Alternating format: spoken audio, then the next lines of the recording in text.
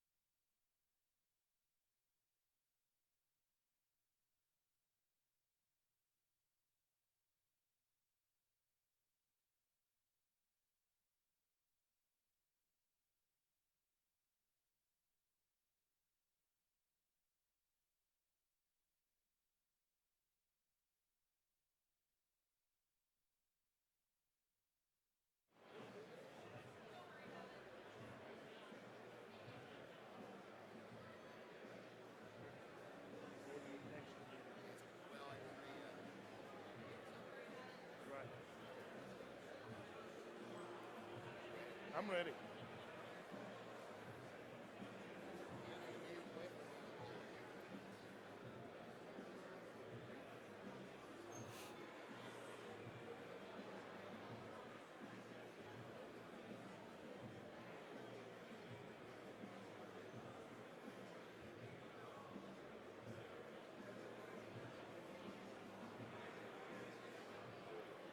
The back phone.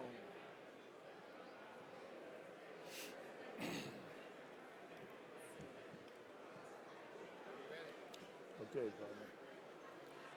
Good morning. The convention will now come to order. As a reminder to everyone, please turn off your cell phones or portable device or put them in vibrate.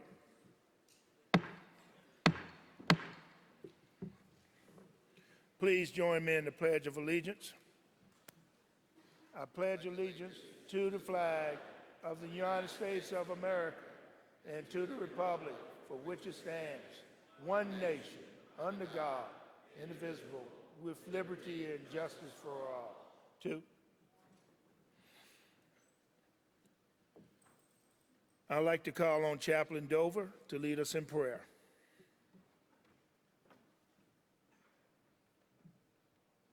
Good morning, Commander. Good morning. Good morning, everyone.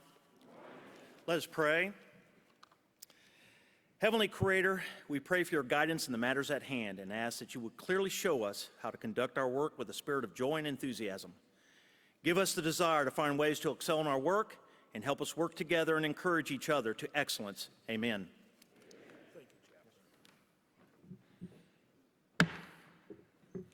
I would like to remind you that in order for a delegate to be heard at this convention, you must be recognized by the chair. Only those delegates at a microphone will be recognized. Upon being so recognized, the delegate must state his or her name, chapter number, and the state that they represent.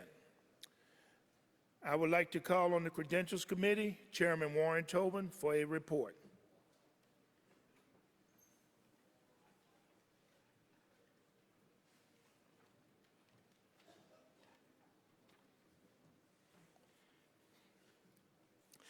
Comrade Commander and delegates, the Credentials Committee met this morning in the Dunwoody Room at the Hyatt Regency in Atlanta. Roll call showed 1,123 delegates and 79 alternates have registered. This includes 37 departments and 397 chapters which are registered. There are 7 national officers, 14 national executive committeemen, and 14 past national commanders registered for a total of 7,933 votes. This partial report is for informational purposes only and reflects registration at the close of business at 7 p.m. On 8/3/2016. This completes the partial report of the Credentials Committee. Commander. Thank you, Warren. This is a reminder that registration will close this morning at 10 a.m. DAV is a nonpartisan organization based on our congressional charter. We do not endorse candidates. However, we do want to know their opinions on issues that are important to all veterans. This year, we invited Hillary Clinton and Donald Trump campaigns to participate in our national convention. While both candidates declined our invitation, the Clinton campaign provided this video message for our delegates and members nationwide.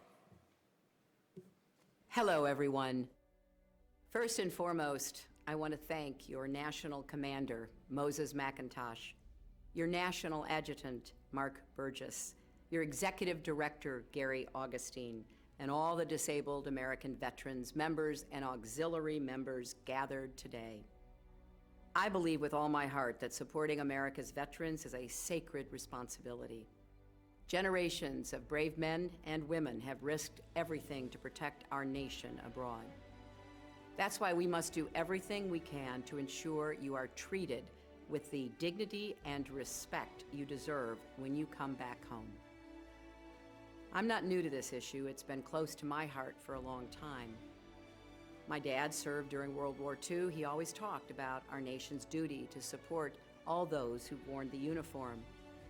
As a member of the Armed Services Committee in the Senate, I worked day and night to help veterans and military families get the jobs, the health care, and the other vital services you deserve.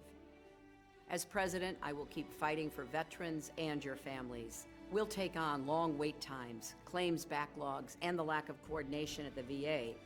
But instead of privatizing the system, we will strengthen it to deliver high quality and specialized care to more people. We will do more to address the invisible wounds of war, like mental health issues, traumatic brain injury, and post-traumatic stress. And together, we will end the devastating epidemic of veterans' suicides. So DAV, thank you for all you do to help and support America's veterans, from providing rides to appointments to helping with benefit claims to connecting veterans to jobs and resources. I'm so grateful for everything you do, and I am so proud to stand with you. On behalf of a grateful nation, God bless you, and God bless the United States of America.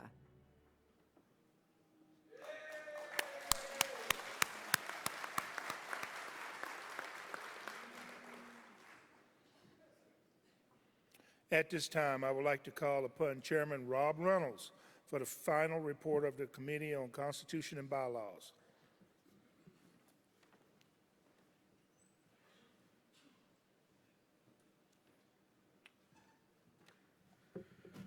Good morning. Comrade Commander and delegates, I will now proceed with the second reading of the proposed changes to the Constitution and bylaws which are recommended for adoption. In the interest of time, again, I will read only the number and purpose of the resolution. Resolution number 216, amend the third sentence of Article 3, Section 3.10, Paragraph 2, Rule 21D, to read as follows. All proposed amendments shall be presented to the convention no later than the second day prior to the scheduled day of adjournment of the convention, and voting thereon shall begin the following business day.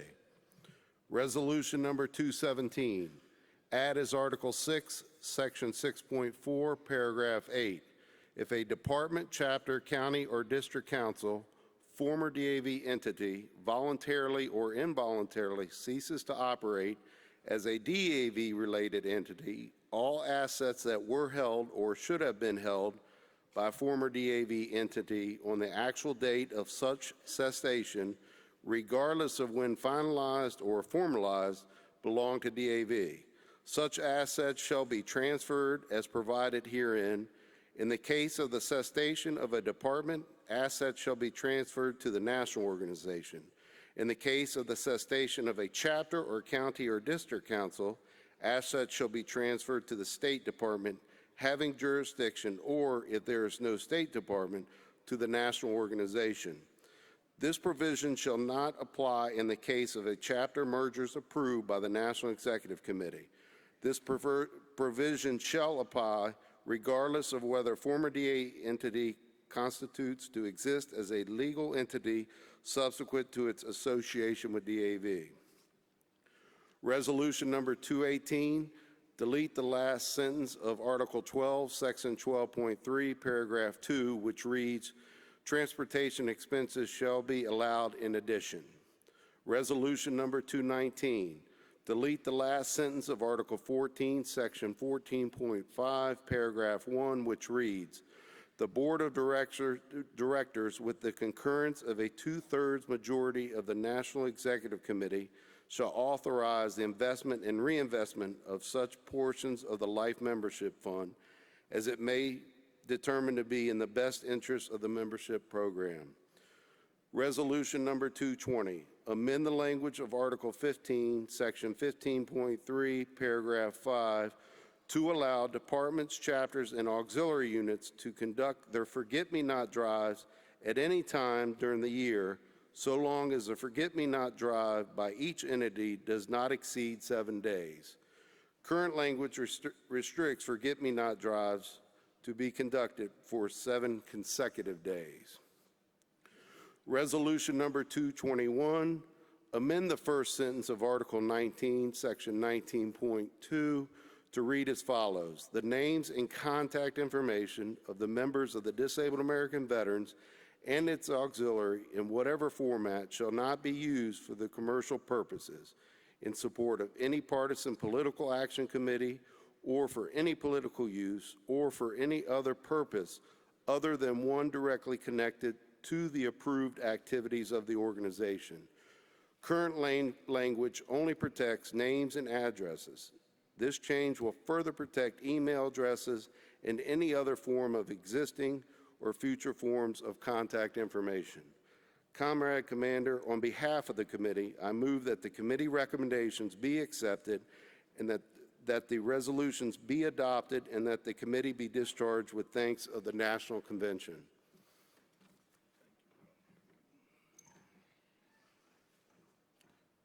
You've heard the motion. May I have a second? Mike 1.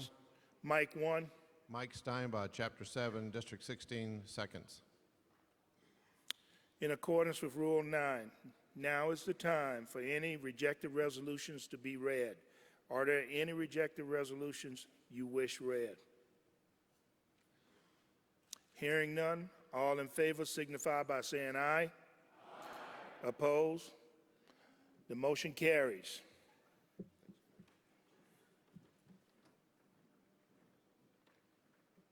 I would like to call on Chairman Al Church for the Committee on Finance report.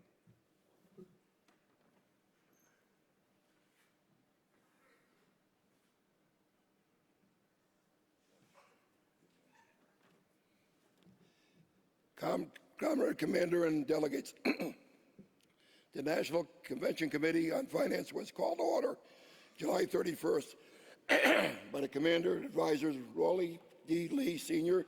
and Barry Jezanowski. First order of business was the election of a Convention Committee Chairman and Secretary. Al Church was elected as Chairman and Rick Patterson was elected as Secretary. There was no resolution submitted to the committee and therefore none recommended for adoption. The committee has expressed its thanks to the Committee advisors Ronnie T. Lee, Sr. and Barry Jezanowski. Comptroller Anita Bloom for their assistance in performing the work of this important committee. I would like to thank my fellow committee members for their service. Conrad Commander, this completes the report of the Committee on Finance. On behalf of the committee, I move for the adoption of the report and ask that the committee be discharged with the thanks of the National Convention. Thank you very much. You've heard the motion. May I have a second? Mike 1. Mike 1. Mike Steinbach, Chapter 7, District 16, seconds. You heard the motion. We have a second. All in favor signify by saying aye. All opposed? So ordered. Thank you, Al. Next, I would like to call upon Chairman Terry Scow for the report on the Committee on Employment.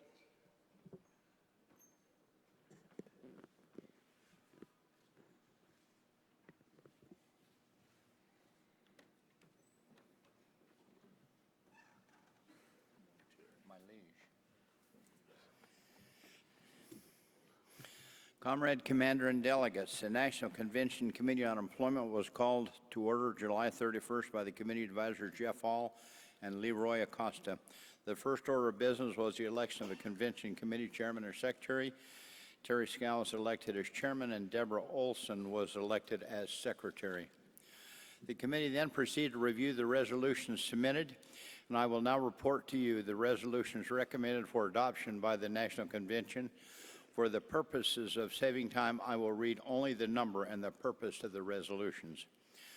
Number 51, provide educational benefits for dependents of service-connected veterans rated 80% or more disabled.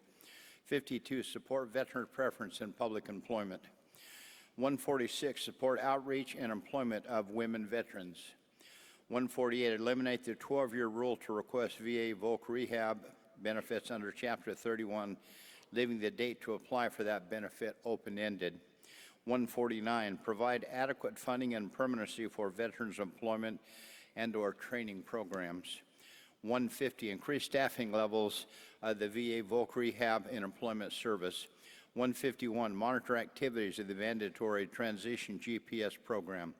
152, eliminate the delimiting date for the eligible spouses and surviving spouses for benefits provided under Chapter 35, Title 38 of the United States Code. 153, support licensure and certification of active duty service personnel. 173, transfer the Veterans Employment and Training Service to the VA. 176, support legislation to provide reasonable transition periods for all service-disabled veteran-owned small businesses to retain their federal protected status following the death of a disabled veteran. 214, remove requirement for tax-free VA compensation to ill and injured veterans as income, but rather a monthly benefit as not to affect a financial aid for dependents of veterans.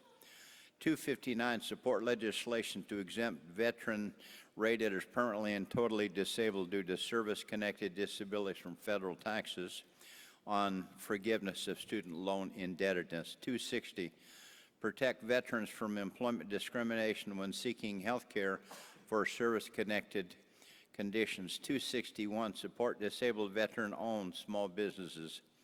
262, support legislation enhancing a government-wide goal for participation by small business owned and controlled by service-disabled veterans. 263, oppose using DAV LVR personnel for food stamp or public assistance programs. 264, support fraud prevention controls over service-disabled veteran-owned small business program. 265, eliminate annual submission of employment verification questionnaire by veterans in receipt of individual unemployed benefits. 266, support verification employments for veterans businesses within the VA. Comrade Commander, this completes the report of the Committee on Employment. On behalf of the committee, I move for the adoption of the resolution and that the committee be discharged with a vote of thanks, and also thanks to Jeff Hall. Jeff has done a great job as the chair of the employment program for the DAV, and hats off to them. You've heard the motion. May I have a second? Comrade Commander, Joel Jimenez from the great state of Texas. I second that motion. In accordance with Rule 9, now is the time for any rejected resolutions to be read. Are there any rejected resolutions you wish read? Hearing none, all those in favor signify by saying aye. Aye. Opposed? So ordered.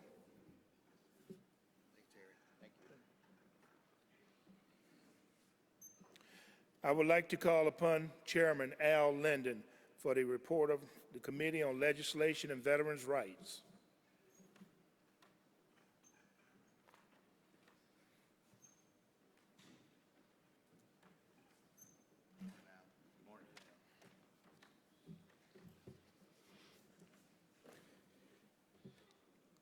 The National Convention Committee on Legislation and Veterans' Rights was called to order on August 1st, 2016 by the committee advisors Joey Elam and Paul Valera.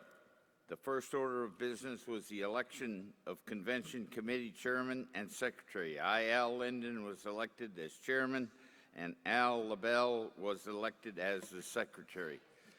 The committee then proceeded to review the resolutions submitted, and I will report to you the resolutions recommended for adoption by the National Convention. For the purposes of saving time, I will read only the number and the purpose of the resolution. Number 8, oppose reduction, taxation, and elimination of veterans' benefits. Number 9, support legislation to remove the prohibition against concurrent receipt of SBP and DIC. Number 10, support legislation to provide for service connection for disabling conditions resulting from toxic and environmental exposures. Number 11, support legislation to allow all veterans to recover amounts withheld as tax on disability severance pay. Number 12, expand POW presumptions and eligibility for DIC to surviving spouses of certain former prisoners of war. Number 13, support legislation to provide for realistic cost of living allowances. Number 14, support legislation to exclude veterans' disability compensation from accountability income for purposes of eligibility to benefits and services under other government programs. 15, oppose any proposal that would offset the payments of Social Security, disability insurance benefits, or any other federal benefit by VA compensation. Number 16, oppose subjecting compensation to means testing. Number 17, oppose the permanent rounding down of COLAs in veterans' benefits. Number 18, support legislation to clarify the service in waters offshore of Vietnam, establishes a presumption of exposure to Agent Orange. Number 19, oppose any recommendations by any commission to reduce or eliminate benefits for disabled veterans. Number 20, support a change in the regulatory requirements for temporary and total rating. Number 21, support legislation to reduce the 10-year rule for dependency and indemnity compensation. Number 22, support legislation to provide a temporary total rating for the period that an amputee has a new prosthetic device constructed. Number 23, support legislation to award special monthly compensation, R Parent 1, to veterans with anatomical loss or loss of use of 3 extremities. 24, support interest payments for disabled veterans, Department of Veterans Affairs retroactive awards of 1 year or more. Number 25, support legislation to provide a realistic increase in VA compensation rates to address loss of quality of life. Number 26, support reasonable presumption period for undiagnosed illnesses of Gulf War veterans. 27, support VA new practices in evaluating disability claims for residuals of military sexual trauma. 28, support legislation that would exempt the service-connected benefits from the pay-go and cut-go and any caps on sequestration legislation. Number 29, amend the law to provide 10-year protection for service-connected disabled evaluation. Number 30, support legislation authorizing the presumption of service connection for all radiological diseases and elimination of dose exposure estimates. Number 31, extend eligibility for mortgage protection life insurance for 100% service-connected veterans. Number 32, support an increase in the Department of Veterans Affairs burial allowance for service-connected veterans. Number 33, increase benefit rate for the home improvement and structural alterations, HISA grant. Number 34, oppose regional dispersion of the Board of Veterans Appeals. Number 35, support legislation to cap attorneys' fees for benefits, consulting, and claims service before the VA. 65, provide an open period to apply for service-connected veterans insurance, RH. Number 66, support legislation to reduce premiums for service-disabled veterans insurance to be more consistent with life expectancy. Number 67, support legislation to provide for waiver of premiums for supplemental service disabled veterans insurance, RH. Number 68, support meaningful accountability measures but with due process for employees of the VA. 109, support legislation to increase disability compensation. 110, support legislation to allow concurrent receipt of longevity, retired pay, and veterans disability compensation. 111, support legislation to provide for presumptive service connection for tinnitus and hearing loss. Number 112, support legislation providing that SSB payments not be withheld from VA disability compensation payments. Number 113, oppose any change that would redefine service connection disability or restrict the conditions or the circumstances under which it may be established. Number 114, consider treatment for presumptive service-connected conditions as a claim for VA compensation. 115, oppose lump sum payments of service-connected disabilities. 117, oppose the imposition of time limits for filing disabled compensation claims. 155, support elimination of a link between consistency, and continuity of chronic diseases listed in Title 38 CFR Section 3.30109. Number 157, support legislation for presumptive service connection for diseases related to contaminated water at Camp Lejeune. Number 161, support legislation to clarify that service at air bases in Thailand during the Vietnam War establishes a presumption of exposure to Agent Orange. Number 199, include service connection amputees whose amputation is at or above the wrist or ankle and who subsequently develops ischemic or other cardiovascular disease. Number 215, eliminate the requirement that Persian Gulf veteran disabilities must become manifested no later than December 31, 2016.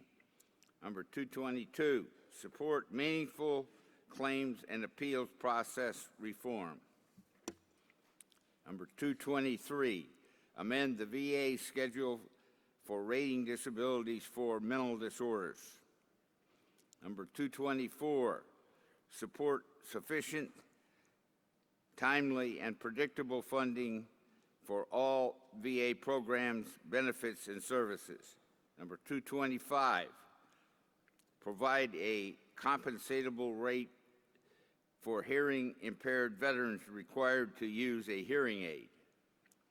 Number 226, support a more liberal review of other than honorable discharges in the cases of PTSD, TBI, MST, and other trauma for the purposes of eligibility for VA benefits. Number 227, support legislation to require the Court of Veterans' Appeals for veteran claims to decide each of the appellate assignment of heirs. Number 228, oppose all attempts to change the basis of the Department of Veterans Affairs rating schedule from average impairments of earnings capacity standard. Number 229, compensate Persian Gulf veterans suffering from illnesses circumstantially linked to their service in the Persian Gulf War. Number 230, support legislation that provides VA to consider private medical evidence provided by a licensed private healthcare provider. 231, increase the face value of service disabled veterans insurance, RH. Number 232, increase the grant and special adaptive equipment reimbursement rates for automobiles and other conveniences for certain disabled veterans and authorize the reimbursement for new adaptive equipment technologies. 233, amend provisions regarding eligibility for automobile adaptive equipment to include any veteran whose service-connected disability inhibits his or her ability to safely operate a motor vehicle. Comrade Commander, this completes the report of the Committee on Legislation and Veterans' Rights.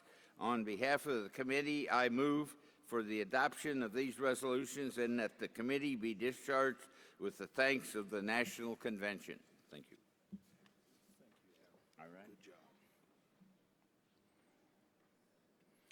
You've heard the motion. May I have a second? Mike 1. Thomas Walls from the great state of South Carolina seconds that motion. Thank you, Thomas. In accordance with Rule 9, now is the time for any rejected resolutions to be read. Are there any rejected resolutions you wish read? Hearing none, all those in favor signify by saying aye. Aye. Opposed? So ordered. At this time, I would like to call on Chairman Kurt Johnson for the report on the Committee on Hospital and Voluntary Services.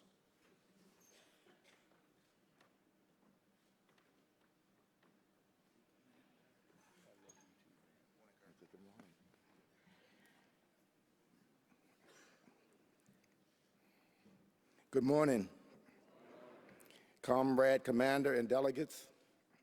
The National Convention Committee on Hospital and Voluntary Services was called to order on August 1st, 2016 by the committee advisors Adrian Adazado and John Kleindens. This first order of business was the election of a convention committee chairman and secretary. I, Kirk Johnson, was elected as chairman and Wanda Janis was elected as secretary. The committee then proceeded to review the resolution submitted, and I will now report to you the resolutions recommended for adoption by the National Convention. For the purpose of saving time, I will read only the number and purpose of the resolution. Resolution 44, support legislation to require the President, Vice President, and members of Congress to receive health care exclusively from the VA.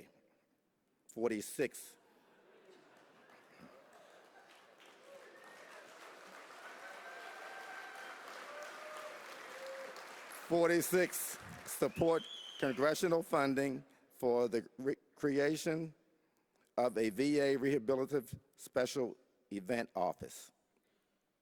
49, support new models of care within the VA and veterans with dementia. 55, support the rights and benefits earned by Native American and Alaskan Native veterans. 56, support sufficient resources for VA to improve health care for veterans living in rural and remote areas. 57, require a veterans attending VA physician to provide a medical opinion with regard to a claim for VA disability compensation benefits when requested. Number 58, support consistent reasonable access for power-driven mobility devices. 59, reduce VA medication copayment equal to or less than the lowest charged by private sector commercial outlets. 81, apply a consistent coordinated care policy in the VA for traveling veterans. 82, support top priority access for service-connected veterans within the VA healthcare system. 83, support VA medical and prosthetic research programs. 84, support legislation to improve VA programs designed to prevent and treat substance use disorders in veterans. 126, support enhancement of medical services through modernization of VA healthcare infrastructure. 127, support state veteran home program. 128, support legislation to extend eligibility of a qualifying veteran adult child for CHUMP VA. 129, support enhanced medical services and benefits for women veterans.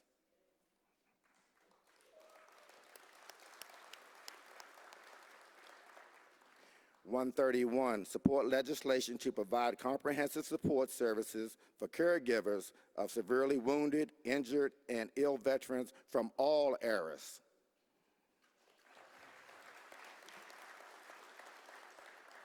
132, ensure timely access to quality VA health care and medical services. 133, adequately fund and sustain the successful readjustment counseling service of a VA and its highly effective vet center program. 134, oppose means testing service-connected veterans for VA health care. 135, support legislation to eliminate or reduce VA and Department of Defense health care copayment costs to service-connected disabled veterans. 136, support legislation to establish a comprehensive program for traumatic brain injury rehabilitation. 137, support humane, consistent pain management programs in the veterans' health care system.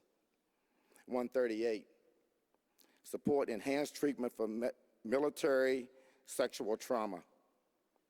139, support sustain sufficient funding to improve services for homeless veterans. 140, support programs to provide psychological support and mental health counseling services to family members of veterans suffering from post-deployment mental health challenges or other service-connected conditions. 141, oppose third-party payments for service-connected disabilities. 142, enhance long-term services and supports to service-connected disabled veterans. 143, support repeal of beneficiary travel pay deductible for service-connected disabled veterans and increase sustained beneficiary travel reimbursement rates. 171, require assistive technology training for VA staff who work to rehabilitate blind veterans. 236, provide comprehensive dental care to all service-connected veterans.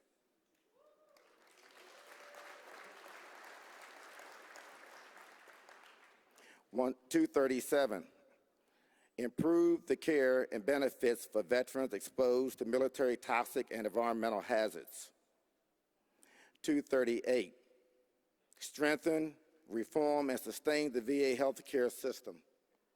239, encourage VA to process volunteer applications in a timely manner.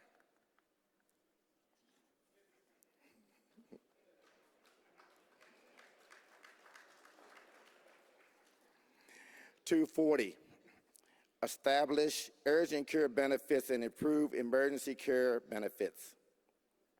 241, provide easy and equitable access to VA transportation benefits and services. 242, improve eligibility for temporary programs to access care in the community.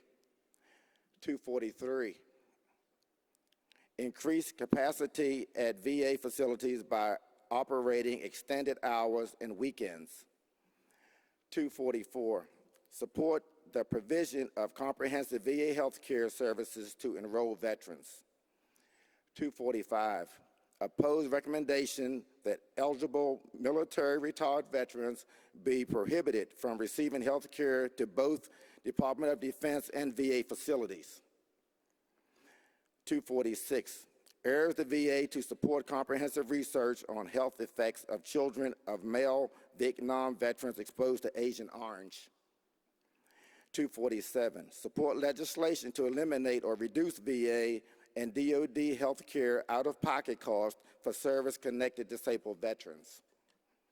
248, provide beneficiary travel benefits for unscheduled acute and urgent care from VA. 249, support full funding and resources for polytrauma units at VA medical centers.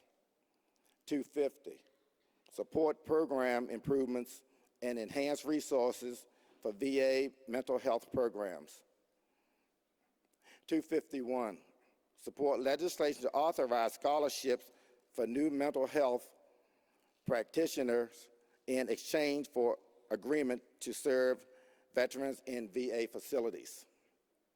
252, support sufficient funding for VA prosthetics and sensory aid service and timely delivery of prosthetic items.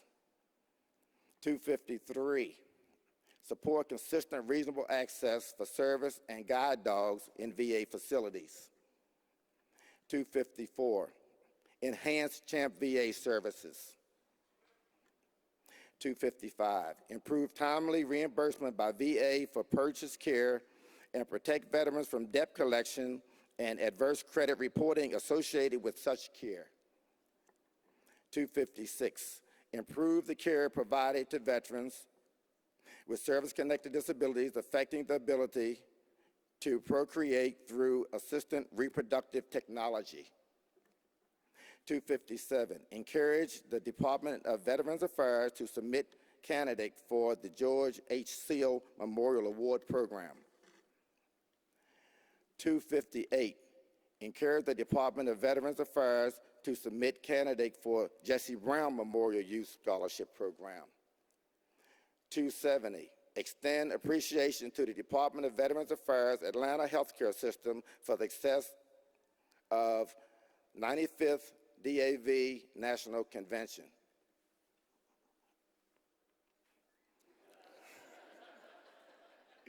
Commander, this completes the report of the Committee on Hospital and Voluntary Services. On behalf of the committee, I move the adoption of these resolutions and the committee be discharged with the thanks of the National Convention.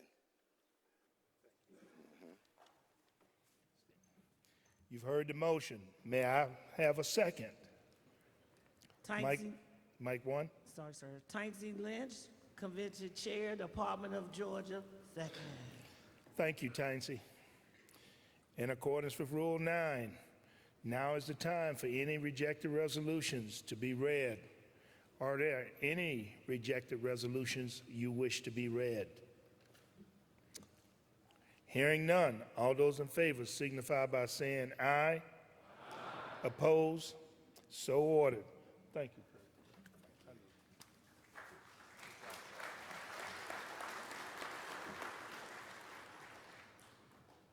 I would like to call upon Chairman John Parker for the report on the Committee on General Resolutions and Membership.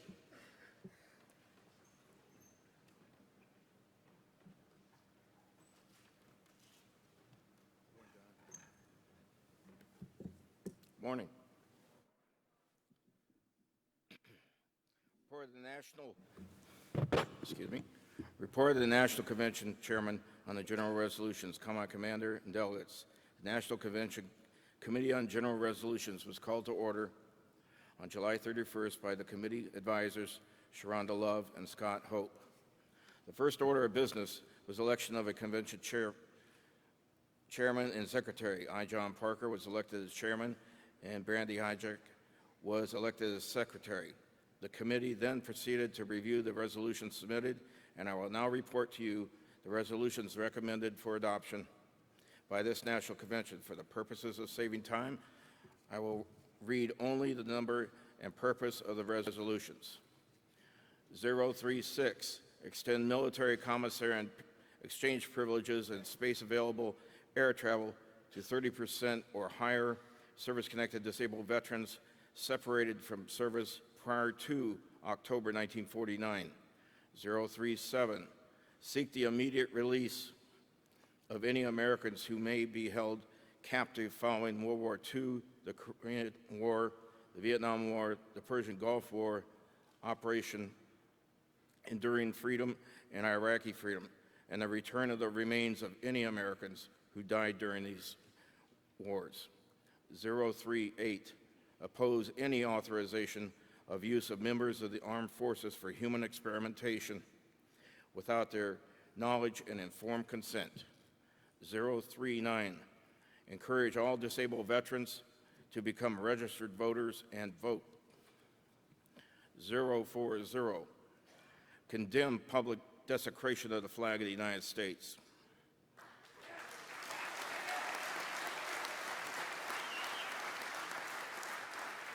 041, support the construction of a courthouse for the United States Court of Appeals for Veterans Claims. 092, formal application for Citizen Stamp Advisory Committee to honor DAV on its 100th anniversary. 121, extend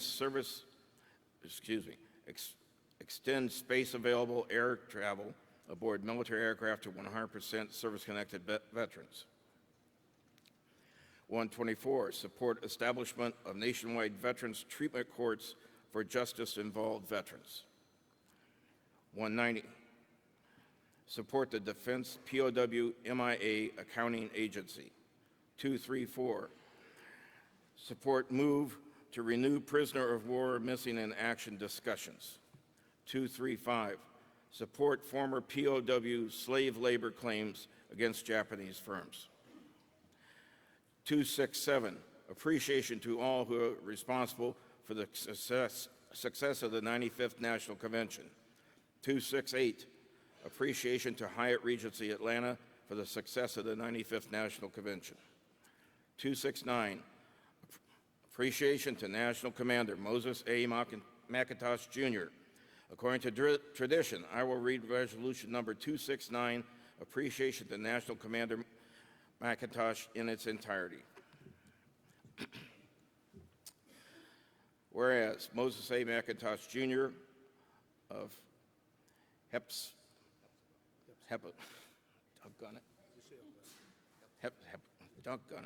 Heppadot, Georgia, that place.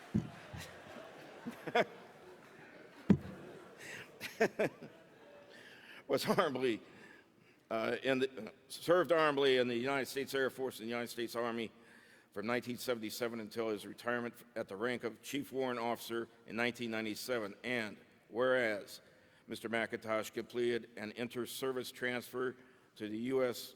Army in 1989 and attended Warrant Officer training as well as Army aviation flight training, qualifying to pilot UH-1 and UH-60 assault helicopters. Whereas Warrant Officer McIntosh logged more than 2,800 flight hours, including 25 combat missions during Operations Desert Shield and Desert Storm.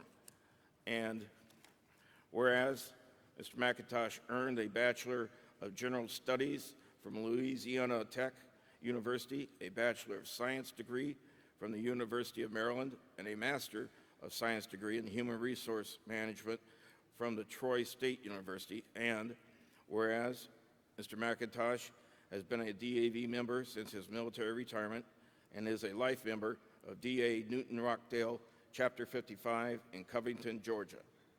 And whereas Mr. McIntosh previously served as chairman of the DAV Department of Georgia Finance Committee as National Convention Chairman, was appointed to the National Interim Membership Committee and National 9th District Executive Committee, and whereas Mr. McIntosh was elected as DAV's National 4th Junior Vice Commander in 2011 and was unanimously elected as DAV National Commander at our 2015 National Convention in Denver, Colorado, and whereas Commander McIntosh has shown outstanding leadership during this year as National Commander and stands as an inspiration and a total role model for all those who follow. And whereas Commander McIntosh kept the membership well informed on its matters that affect veterans, their dependents, and survivors, and has kept constant watch to ensure that current and future veterans and their families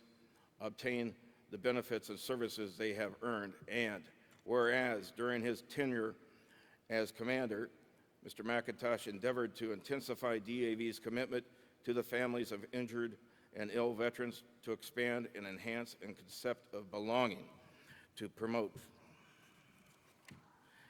institutionalized and reinforce DAV values among our members and supporters. Now, therefore, be it resolved that DAV National Convention assembled in Atlanta, Georgia, July 31st, 2016 to August 3rd, 2016, expresses our heartfelt appreciation and profound gratitude to National Commander McIntosh for his devotion and selfless service, professionalism,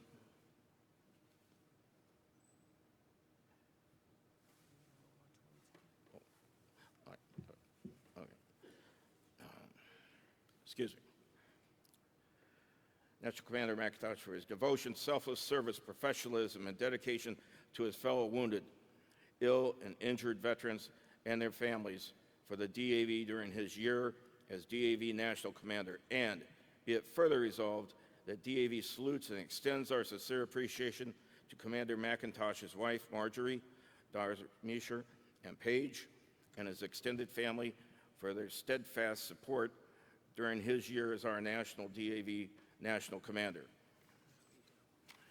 One more resolution to read. 122, extend commissary and exchange privileges to service-connected disabled veterans and their dependents. Continuing. Commander, this completes the report of the Committee on General Resolution.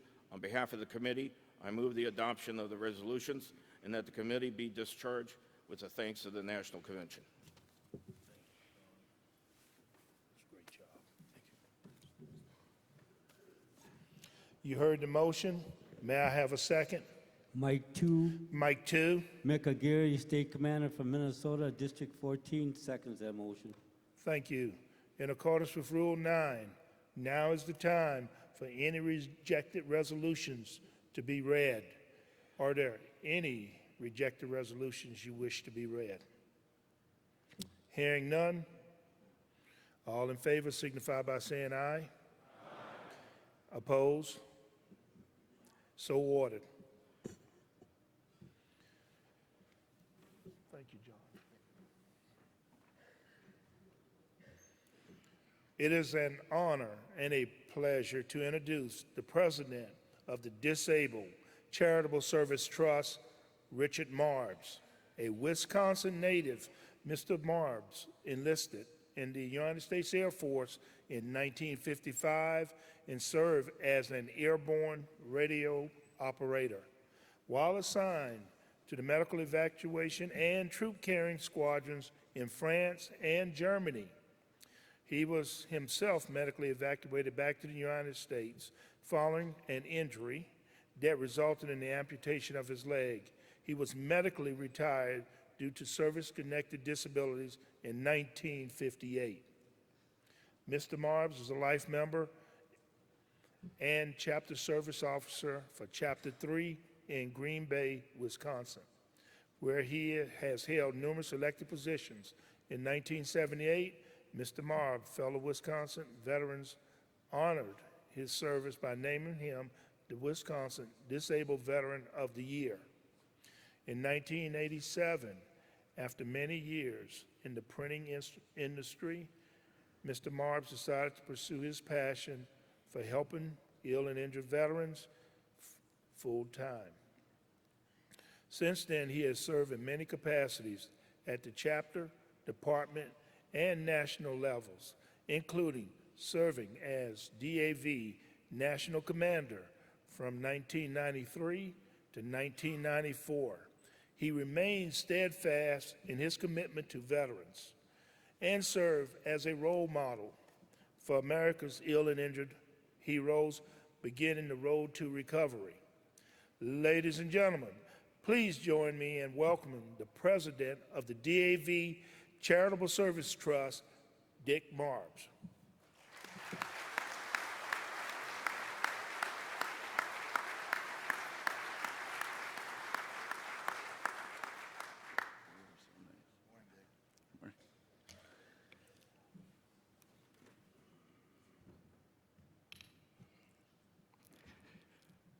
Thank you, Commander Moses, for that kind introduction.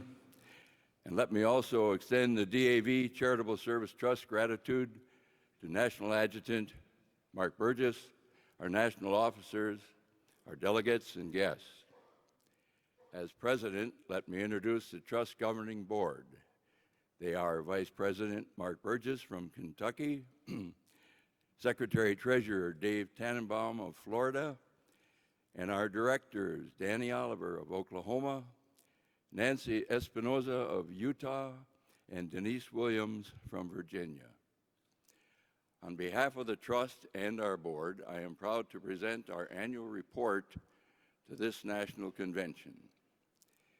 There have been tough times for veterans in the past, and many have struggled to find both answers and a sense of faith in the nation's ability to provide them with the care they were promised when they were faced with illness or injuries. In my view, that makes what we do all the more important. The DAV Charitable Service Trust helps fill in those gaps in local community care, programs, and services where veterans and their families are in need. In times like these, I believe the Trust efforts truly shine and are the most critical. The Trust can't do it alone, nor could its partners. We rely on public support.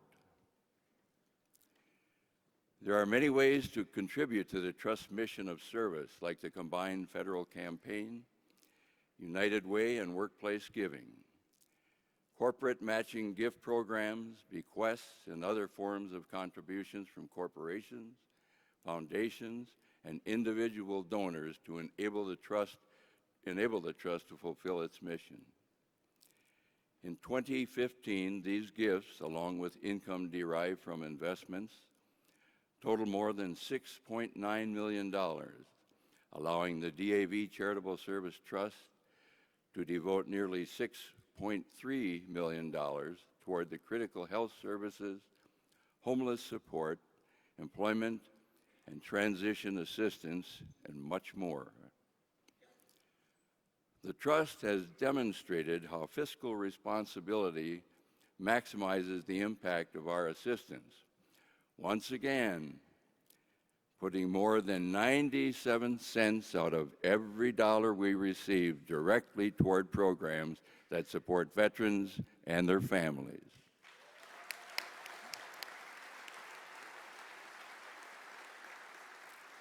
Last year, we attained a coveted 4-star rating for sound fiscal management and commitment to accountability and transparency from Charity Navigator for the 11th time since being evaluated. As Charity Navigator is the nation's largest independent charity evaluator, I could not be more proud of that. Of more than 7,000 listed charities on the site, only a third achieved that benchmark. This, I believe, a testament to our dedication to veterans and our commitment to being a sound steward of donor funds.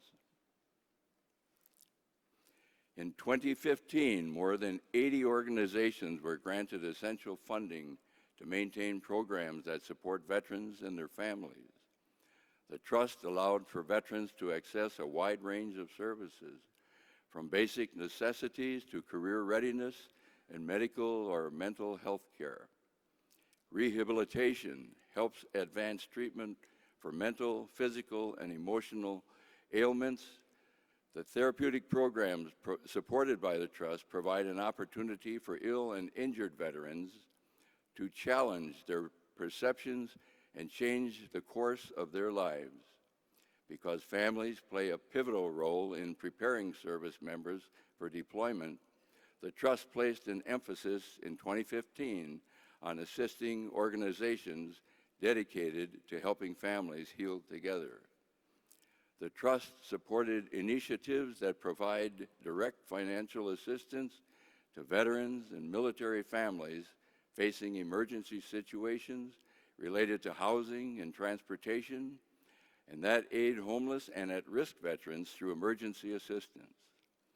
Employment and education are also major components for veterans as they work to return to normalcy after an unexpected injury. Trust grants help veterans develop the skills necessary to obtain jobs in health information technology and supported efforts to empower veteran entrepreneurs. As many of you know, veterans can sometimes face unforeseen consequences as a result of their service injuries. Fortunately, the Trust has dedicated itself to initiatives that provide services to improve the quality of life for veterans. Trust grants support wellness support, mentoring programs, and alternative therapies to improve the future of veterans and their families. You may have noticed a lot of differences, but also a lot of similarities among the grant recipients from the past year. That's because the Trust supports programs that address a wide variety of the trials faced by our fellow veterans on their road to recovery. But there's one group that doesn't get a lot of attention or praise for the role it plays in the recovery and rehabilitation of injured and ill service members. And that's man's best friend. Since 2011, Warrior Canine Connection has helped more than 3,000 active duty service members and veterans through its mission-based trauma recovery program. Aimed at addressing post-traumatic stress and traumatic brain injury, the Maryland-based nonprofit follows the Veterans Helping Veterans model to pair a veteran service dog trainer with a veteran in need of one. With help from the Trust, Warrior Canine Connection was able to increase the capacity of veterans served at each of its 8 sites. Let's take a quick look at how this program is helping to change the lives of some of our ill and injured service members. I'm thrilled to share this with all of you. This is a story of healing from wounds of war, especially the psychological wounds. A terrific organization called the Warrior Canine Connection helps do this by bringing together wounded soldiers and man's best friend. And I recently sat down with 2 soldiers whose lives were changed by one very special dog. Okay, salute. Justin Lansford and his longtime girlfriend Carol Bombs love doting on their golden retriever, Gabe. What? But there is much more to this 4-legged friend than meets the eye. What does Gabe mean to you? The less I use my chair, my wheelchair, the more I need his help in smaller tasks, and the more he's there. It's been very comforting to know that. Can you tell me about your injury, how it happened? I was a paratrooper in the 82nd Airborne, and we were in eastern Afghanistan in early 2012. We struck an IED, and it flipped my truck completely. I had bilaterally severed femurs, which resulted in the amputation of my left leg. While recovering at Walter Reed, Justin was introduced to Gabe through the Warrior Canine Connection. What are some of the things you couldn't do before Gabe?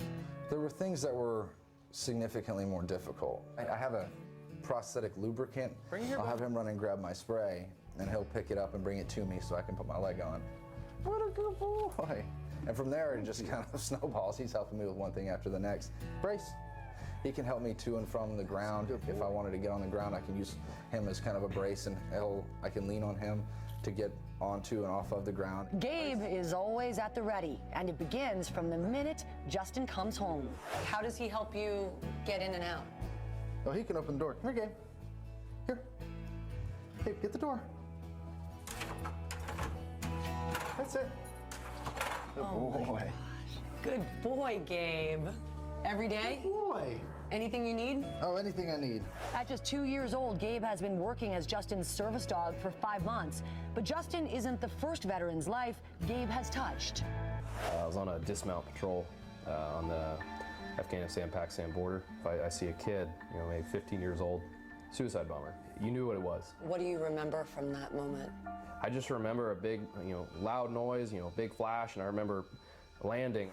To help with his post-traumatic stress disorder, Spencer Milo's doctor suggested he work with a puppy named Gabe, who was a candidate for the Warrior Canine Connection. It was really hard to go back into public without being so on edge that it made others uncomfortable. In training Gabe, it really helped heal you. I ended up going with Gabe on the Metro. Could you have done that without Gabe? Not a chance. And it's funny. So we went on the Metro. We went to a grocery store. By the time I got done with the grocery store, I remember sitting there and talking to a couple of people that I was with and myself, more or less myself, like, I just did that. We're involving the service members in the process of training the dogs, and through that process, they're teaching the dog that the world is a safe place, to incorporate that same notion that the world truly is a safe place in the civilian world. Spencer hadn't seen Gabe since he finished training him to become Justin's service dog. But on this day, he traveled to Maryland from Colorado, 2 men who had never met, sharing such a special bond. Look at you. Look at you. Norris, you're so handsome.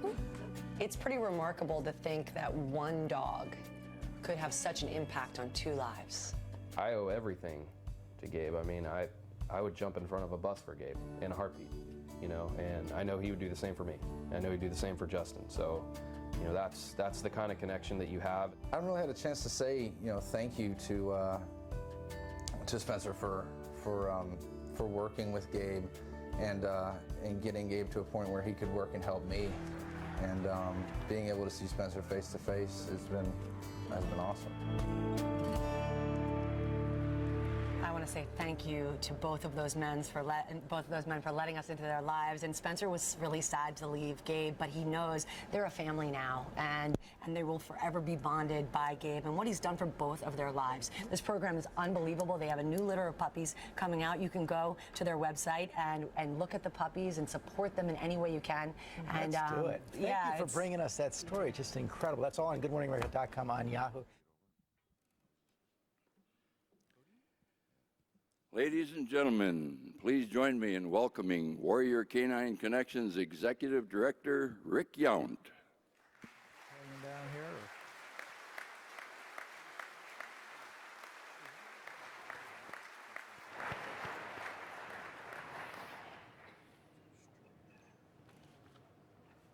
Good morning, everyone. It's quite an honor to be in your midst here today. And my name is Rick Yount. I'm the founder and executive director of Warrior Canine Connection. I have to introduce Gabe's father. This is Huff. Huffy, over here. I've been a social worker about 28 years, and 20 years ago I kind of fell into the field of animal-assisted therapy when a golden retriever named Gabe, actually Gabe's grandfather, Huff's father, a gift, Christmas present, about 8-week-old puppy that I received. You're not supposed to do that, but 2 buddies of mine didn't know that.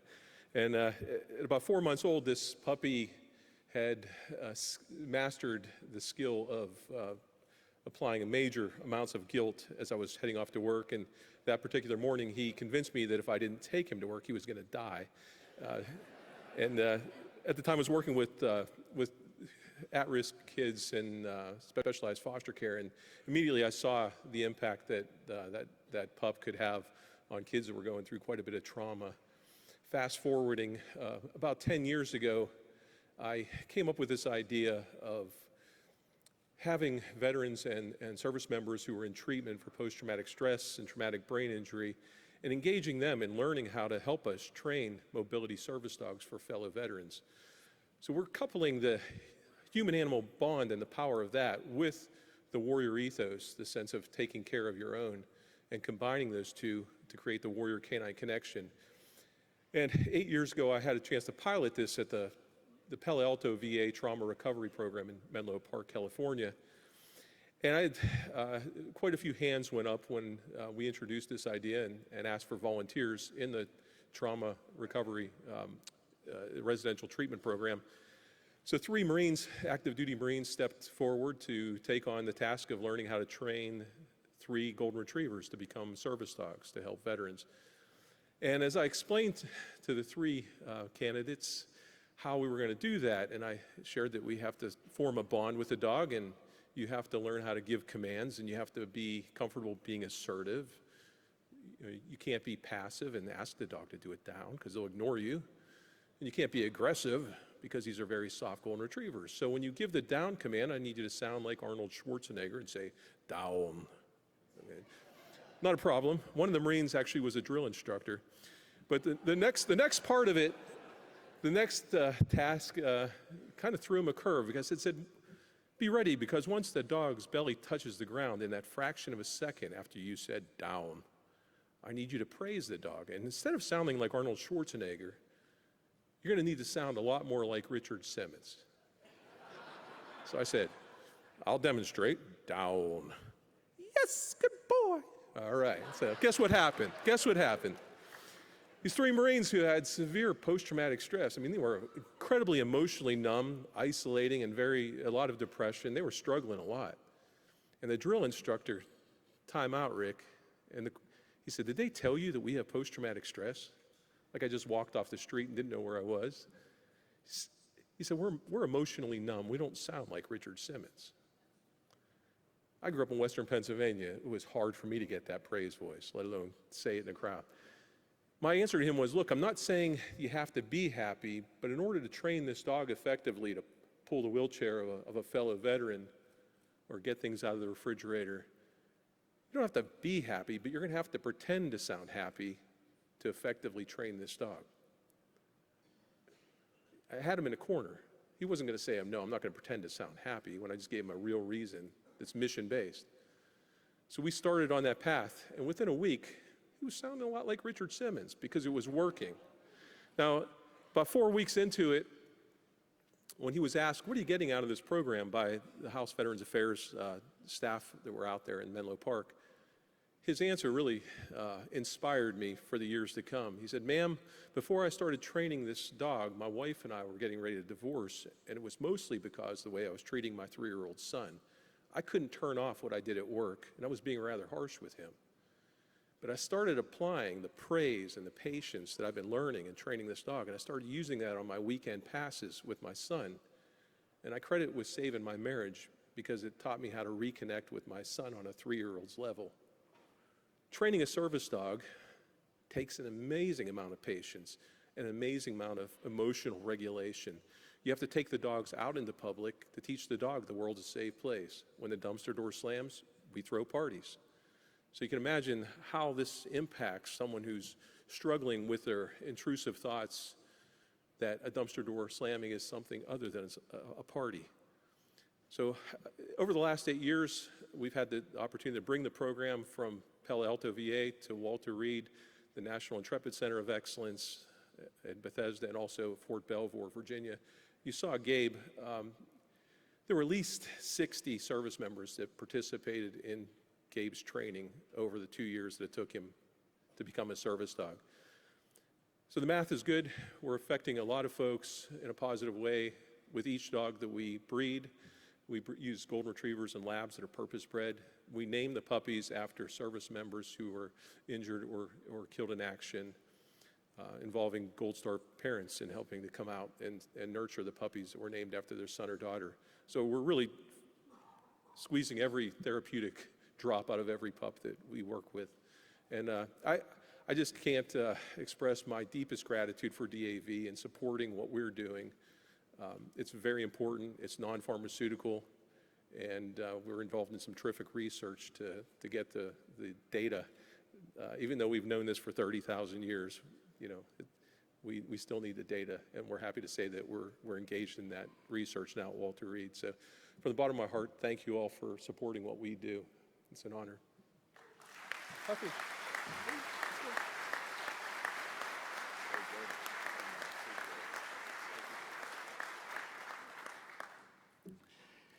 Thank you, Rick. Your work clearly shows the impact of providing canine connections to our injured veterans and is a great example of the DAV Charitable Service Trust commitment to improving veterans' quality of life. There are so many unmet needs that veterans, their families, and survivors face. That's where we need your help the most. There are a few ways specifically you can help make a difference.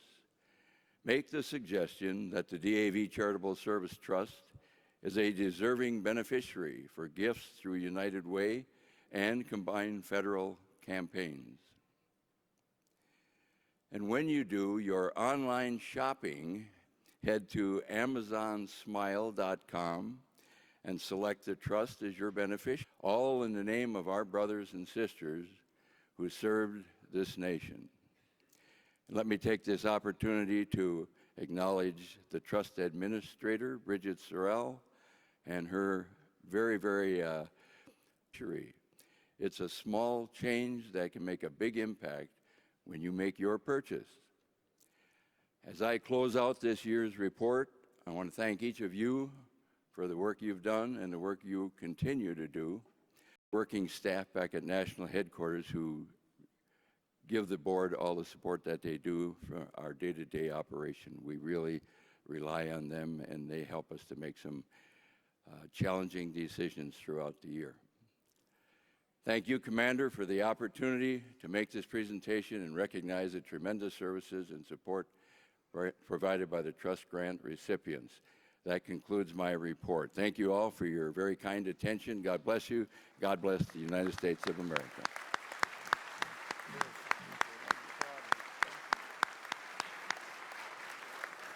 Thank you, Dick. May I have a motion to accept that impressive report? Mike 1. Mike 1. Michael Shanky, Commander, Chapter 3 from the great city and state of Green Bay, Wisconsin. I second that motion. May I have a second?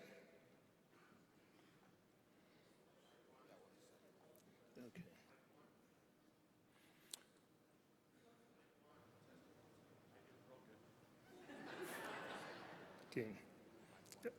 Mike 1. Mike 1, Mike Steinbach, California, Chapter 7, seconds. Thank you. All those in favor signify by saying aye. Aye. Opposed? So ordered.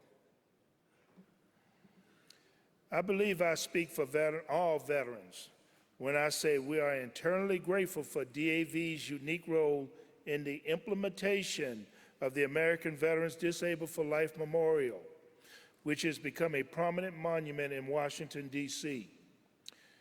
We are joined today by a well-known DAV leader who has been on the ground floor for our efforts to establish the memorial and has been a continuous present and advocate for its use.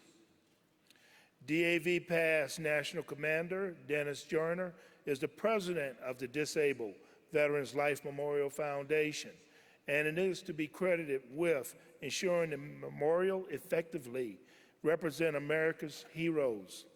Mr. Joyner served in the United States Army, 9th Infantry Division in Vietnam. While on patrol in June 1969 in Vietnam's Mekong Delta, he became a triple amputee due to a landmine explosion.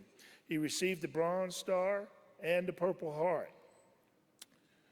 Mr. Joyner DAV leadership includes all elected officers in DAV Chapter 36 in Vandergrift, Pennsylvania, service as a service officer in the DAV Department of Pennsylvania, and 2 years as DAV Department of California Adjutant. During Mr. Joyner's term as National Commander in 1983 and 1984, President Reagan named him the nation's Handicapped American of the Year. Please welcome DAV past National Commander and DVLMF Board President, Dennis Joyner. Thank you. Thank you, Commander. Thank you. All right.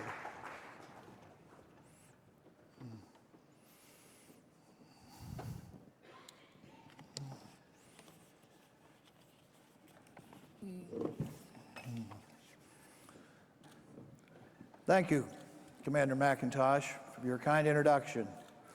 Adjutant Burgess, national officers, delegates, and guests. It has been nearly 2 years since our dream of a disabled American veteran memorial became a reality.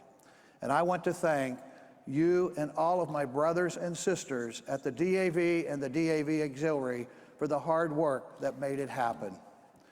As Mark mentioned during the joint opening session at registration, each of you received The Lending of Courage, a new book published by the Memorial Foundation.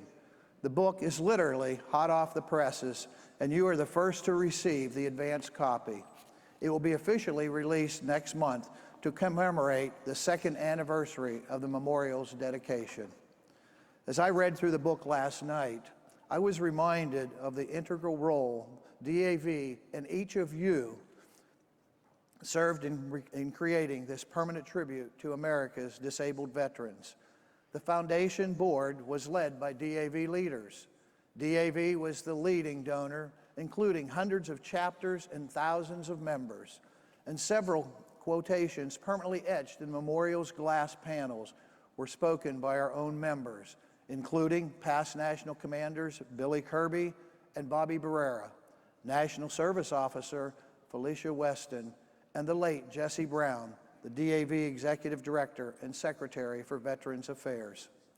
Since its inception, the memorial has been the site for many veterans and families to reflect and to honor our nation's heroes.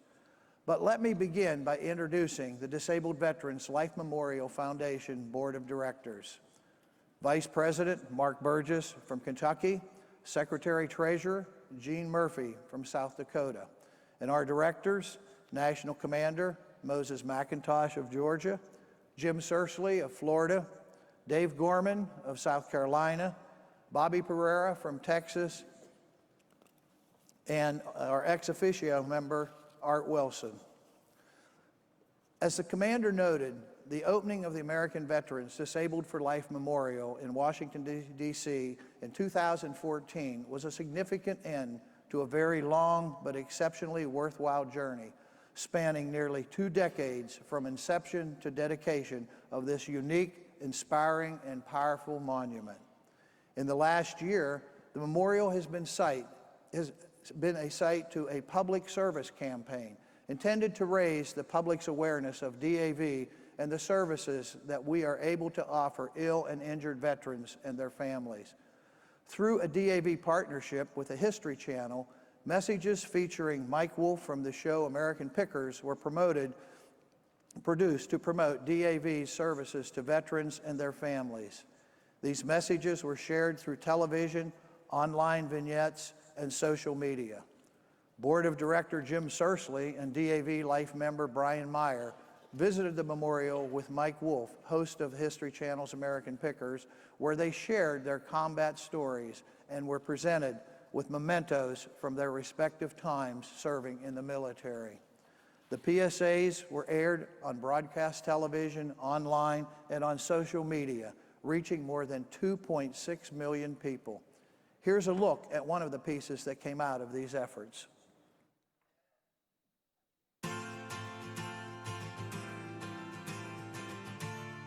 Every day there's a battle being fought, and it's being fought right here in the U.S. Thousands of disabled veterans are coming home, and they aren't getting the support they deserve.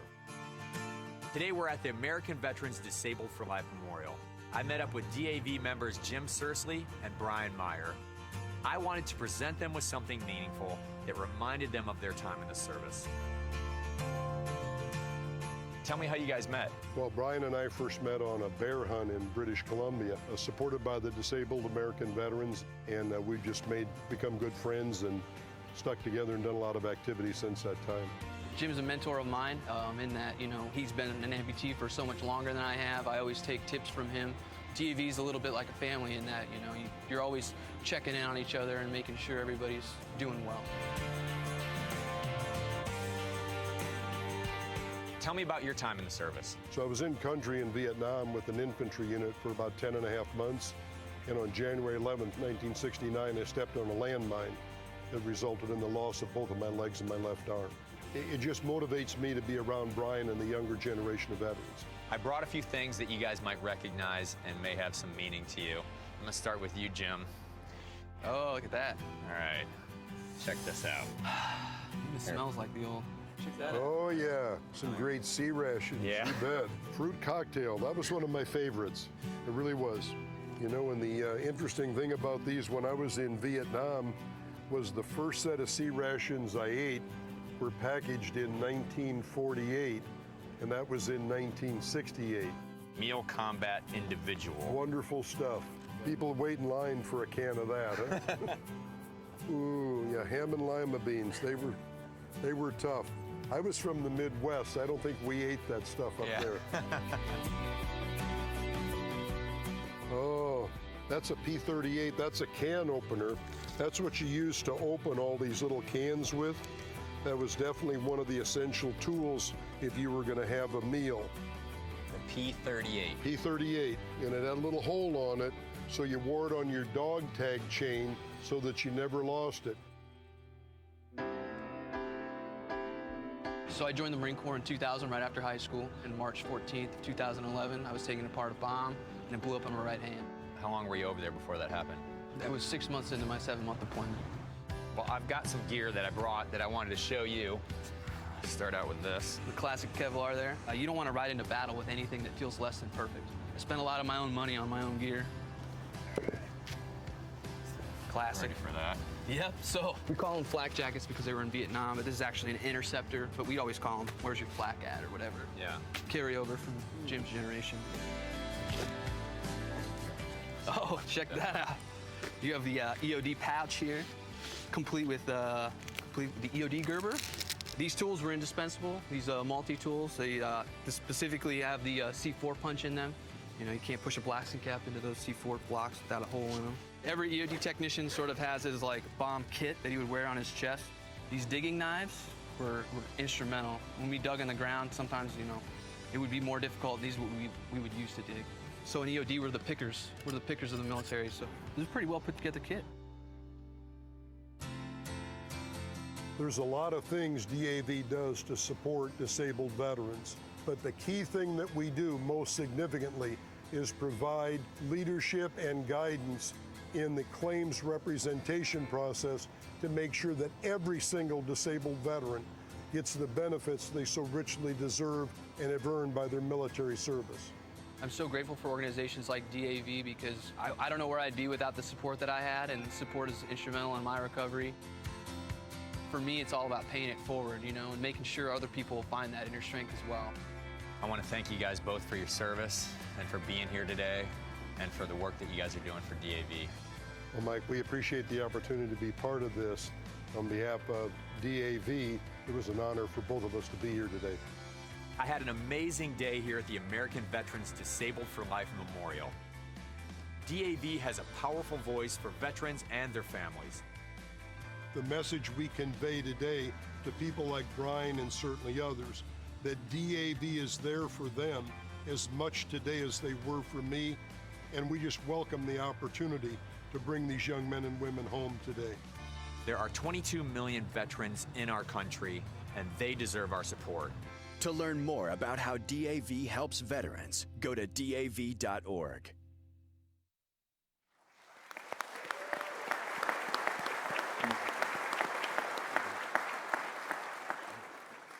In addition to our public awareness campaign, the memorial was host to the closing ceremonies of Spartan Weekend, a weekend collaboration between DAV and an alliance of other groups to raise awareness and reach out to veterans at risk for suicide. The ceremony included dozens of veterans taking a mass Spartan pledge. The pledge is a promise a veteran makes to reach out to their battle buddy before doing harm to themselves. A newly created Spartan sword made from 25 pounds of steel melted down from the fallen World Trade Centers was used to administer the pledge by our past national commander, fellow Vietnam veteran, and my good friend, Bobby Barrera. The event, which was held on Mother's Day, also honored Gold Star mothers. I personally had the opportunity to attend the memorial ceremony and share my personal story. The sight of dozens of veterans touching the sword, reaching out to each other and vowing to stop the veteran suicide epidemic at our memorial is a picture that I'll hold in my heart for a long, long time. Through organized events, broadcasts, and by word of mouth from many of you who share in my fondness of the memorial, countless veterans and loved ones have witnessed the impact of its message firsthand. For those who have not had the pleasure of visiting the memorial in sight and in person, UVisit has continued offering a virtual tour of the memorial, which can be accessed at any time by any person interested in touring its remarkable features. The site has had thousands of visits, and it's particularly meaningful because it makes the memorial accessible to veterans with mobility barriers. As the foundation enters a new stage of existence, new challenges and needs emerge. Just as it took the extraordinary generosity of many persons and organizations to build our memorial, it will now take the help of others to assist as we transform our mission into one of educational and outreach. We have been blessed by the great generosity of the law firm of Chisholm, and Kilpatrick of Providence, Rhode Island. Long associated with the DAV's spectacularly successful pro bono program in the United States Court of Appeals for Veterans Claims, the firm has also become a friend to the memorial. It has committed to funding the core expenses of the memorial and has already made two $50,000 contributions, the second one just yesterday. This is in addition to an earlier contribution to other DAV-related organizations. Add to that the firm's pro bono representation of more than 1,000 veterans each year at the United States Court of Veterans Appeals for Veterans Claims, and it's easy to see why we consider them as trusted colleagues. I'd like to invite Robert Chisholm, Scott Kilpatrick, and Zachary Stoltz from the firm to the stage.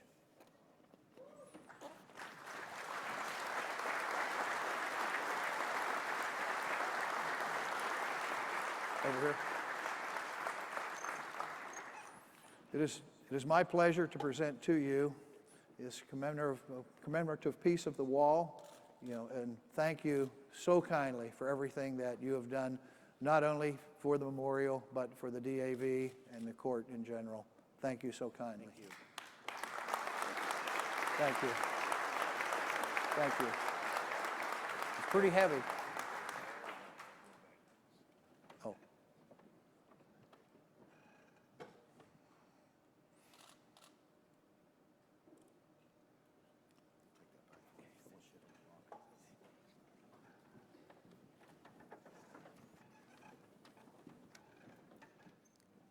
Thank you very much. We are truly humbled by this recognition. My Uncle Donald was a disabled Army veteran. Starting 25 years ago, it took 3 appeals to the new Veterans Court, and Donald finally received the VA benefits he was due. Donald died a few years after that, and we still feel his loss today. It was not much later that we were approached with an opportunity to represent many more disabled veterans before the court through a partnership with the DAV. Since then, CCK with DAV has provided pro bono representation to more than 7,000 veterans and their family members before the Court of Appeals for Veterans Claims. Thank you. When the memorial recognizing Americans Disabled Veterans was completed with DAV's leadership, a group of us from the firm traveled to the site. What a profoundly appropriate monument to you, the men and women who have sacrificed serving our country. We are proud to support DAV and the American Veterans Disabled for Life Memorial. Thank you for this, and thank you for your trust. Again, thank all of you. Thank you. Stephen Washington. It is again my pleasure to present the firm with this replica of one of the glass panels from the memorial. I will tell you that the inscription on the panel reads as follows: with deep and enduring thanks to Chisholm, and Kilpatrick. Again, we thank you for your friendship and your support. I want to express my personal thanks as well as the appreciation of every member of the Board of Directors, past and present, to DAV, national, state departments, chapters, auxiliaries, and all of our outstanding members for their support. You, the members, are the reason and the means by which this memorial became a reality. I believe you deserve a large round of applause. Thank you. We will continue to maintain and honor this sacred memorial, which is a part of every member and family member in our community of veterans. Your fellow veterans with the Disabled Veterans Life Memorial Foundation want to thank you for your support, and we hope you enjoy the commemorative books that we provided. It is our great pleasure to represent this important landmark and recognize your services and sacrifices. Thank you, Commander. This concludes my report.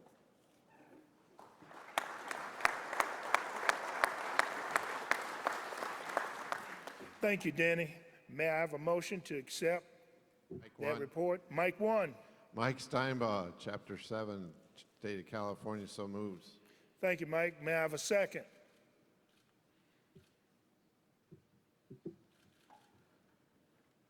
Mike 2. Mike 2. Richard Fournier, Department of Maine, State Adjutant, District 3, seconds the motion. Thank you. All those in favor signify by saying aye. Aye. Opposed? So ordered. Thank you, Danny. Thank you, Commander. Great report. Let's give him a round of applause. Thank you.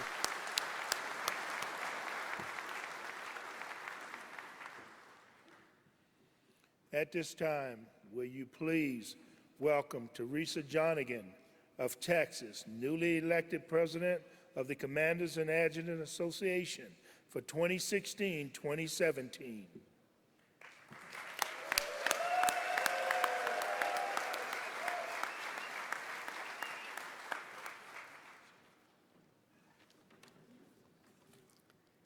Let me put my cheaters on. National Commander McIntosh, National Adjutant Burgess, National Officers, Delegates, and Guests, good morning. I'm proud to have been elected as President of the State Commander and Adjutants Association for 2016-17. We pledge to continue our support of the national organization through our sponsorship of the State Commander and Adjutants Orientation, the Midwinter Conference, the Winter Sports Clinic, and we look forward to another productive year. I'd like to read into the record our officers and committees for the year. Teresa Jonikin, President from Texas. Danny Oliver, Vice President, Oklahoma. Executive Committee, Kirk Johnson, California. John Donovan, Arkansas. Cynthia Madison, Virginia. William Robinson, South Carolina. Brian Wilner, South Carolina. Bridget Marker, Oregon. Secretary-Treasurer Dave Tannenbaum, Florida. Judge Advocate Floyd Watson, Wyoming. Chaplain Charles Edwards from the great state of Texas. I always have to throw that in. Sergeant at Arms Penny Larson, Utah. Kenneth Markham, Ohio. Assistant Secretary-Treasurer Rita Abereg, Virginia. Assistant Chaplain Catherine Barron, Nevada. Assistant Judge Advocate Samuel Mantilla, New York. Audit Committee Robert Birchie, Ohio. Greg Vance, Oklahoma. Frank Brown, Virginia. Burl Jimerson, Georgia. Constitution and Bylaws John Patterson, Maryland. John King, Virginia. Nancy Espinoza, Utah. Michael Elmore, Missouri. Resolutions Wanda Janis, Oregon. Robert Aarons, Illinois. Charles Wogue, Alabama. Glenn Parker, Maryland. Special Projects Jeremy Roberts, North Carolina. Sean Jernigan, Maine. Beth Gonzalez, Michigan. Ed Kalk from Louisiana. Would National Commander McIntosh and National Adjutant Burgess please join me for a presentation? On behalf of the state commanders, we are going to give you again $1,500 and $100 for in memory of Warren. I'll take the 1,500. In honor of Warren Tobin. Thank you, Teresa. All right, I'm just a nervous wreck. Don't worry about it. You're doing real good. Okay. Don't worry about it. Thank you. Come on, let's give her a round of applause. Thank you, Teresa. And thank the CNA for that generous donation. At this time, please join me in welcoming Imperial Golden Rodent, Herb Lewis, Imperial Red-Eye Nor, Al Sorrentino, and the Imperial Council of the National Order of the Trench Rats. At least y'all could show them some love.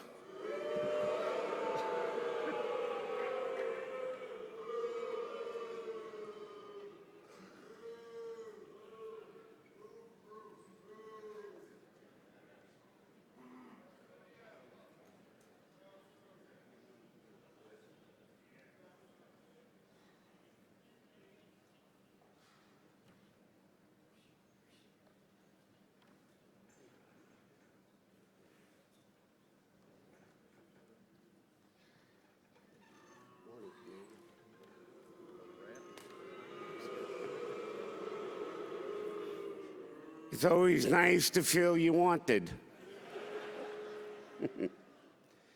Anyway, before I get started, I want to recognize our National Adjutant, National Commander, National Staff, and all disabled veterans out there who's here today to conduct your business and to make sure that we have a better place to live in our country. Thanks to you, that effort. Thanks to the national NSOs who constantly keep working on our behalf and National's behalf to make a better life for our families. Thank you so much.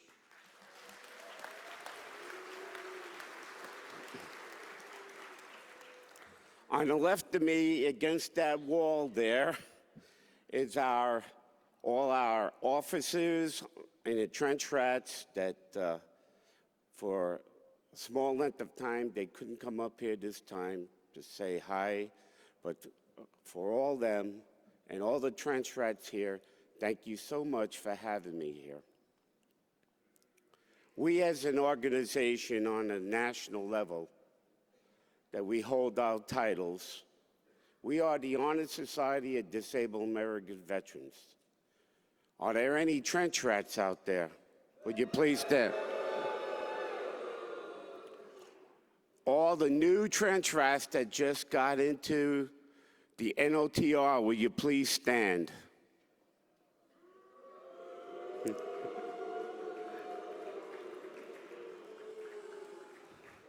Thank you so much. Thank you so much. As you know, every year, the trench rats come up with some money for national. I think we forgot it this time. I think it was $1. No. But anyway, the money that we give to the Service Foundation is a continued support in how we feel to help our veterans out there and their families. The National Trench Rats keep on working and strive in all our hospitals to do an outstanding job to make sure there is no veteran and their families and their spouses that go by without us helping them. In behalf of the National Order of Trench Rats, my bodyguard, I'd like to present to our National Commander and National Adjutant $4,000.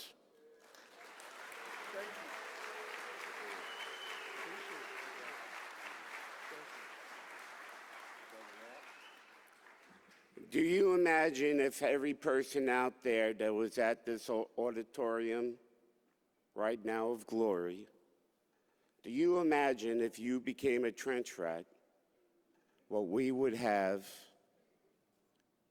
every year? Please consider this. It's the grassroots of our organization. It's the grassroots for us helping veterans. It's the grassroots for us accepting women into our organization that deserve to be there. God bless you all. God bless America.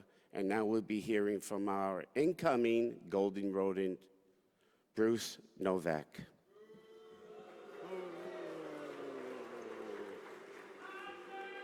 Hey, Larry. Hello, my brothers and, sisters. They didn't have any sisters when I was in country.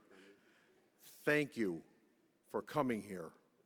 Thank you for joining us in what we do to the veterans. The DAV Service to the Veterans by Al Linden Jr.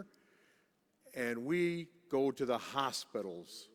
Some of you may have been there and saw a rat come in. Our job is to go to the hospitals and take care of you. I have to cheat. In Florida, we have 8 VA hospitals. We spend about $1,000 a month at all those hospitals taking care of the vets. That's what we do. That's the rat's job, to take care of the veterans in the hospital.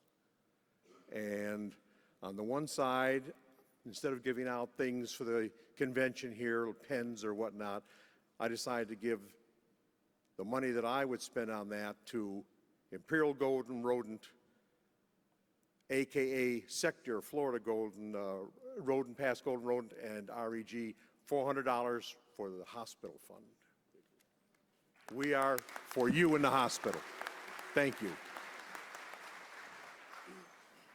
And I know I made a mistake, a big mistake. I forgot to introduce my wife, Bernadette Sorrentino, that's on the left there. She would tell me How come I didn't notice it? But God bless you, Bernie, for everything you do for the trench rats and the DAV. Commander, it's your pleasure. Thank you so much. Over here, let's get a picture. Right here, Al, take your time, baby.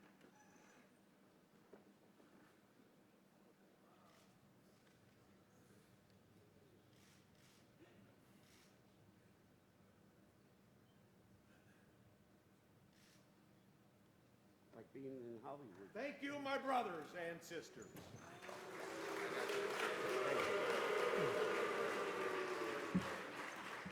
Well, let's thank the trench rats for that generous donation.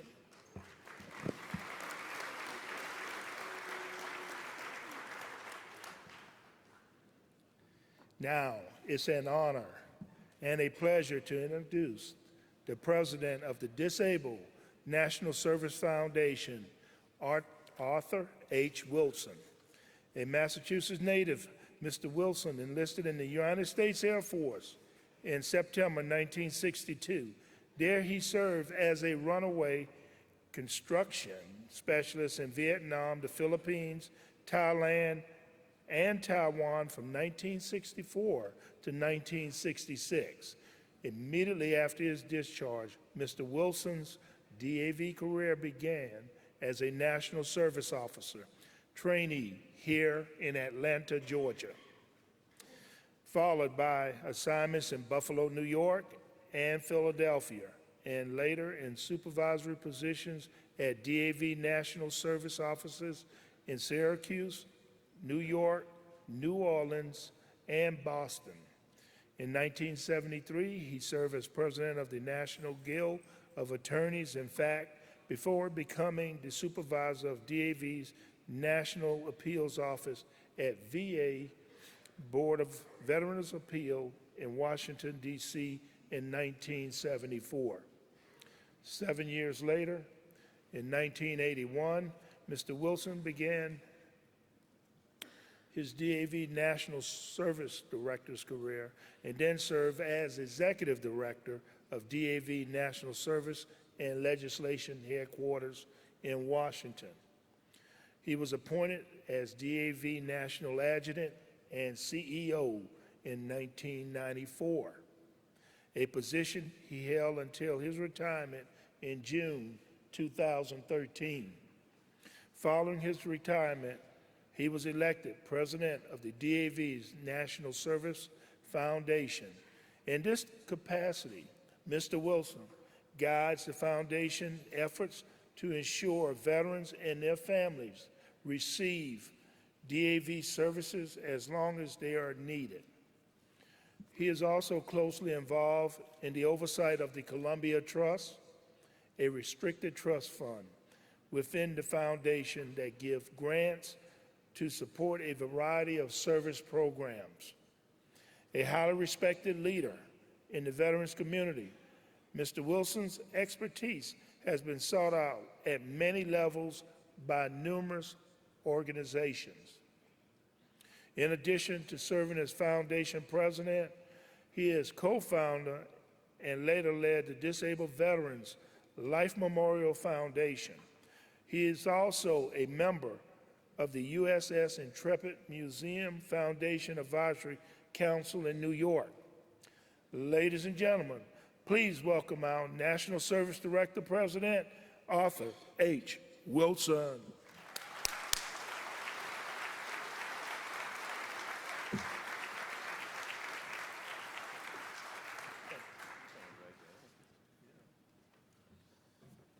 Thank you. Good morning. I don't know how I follow the trench rats.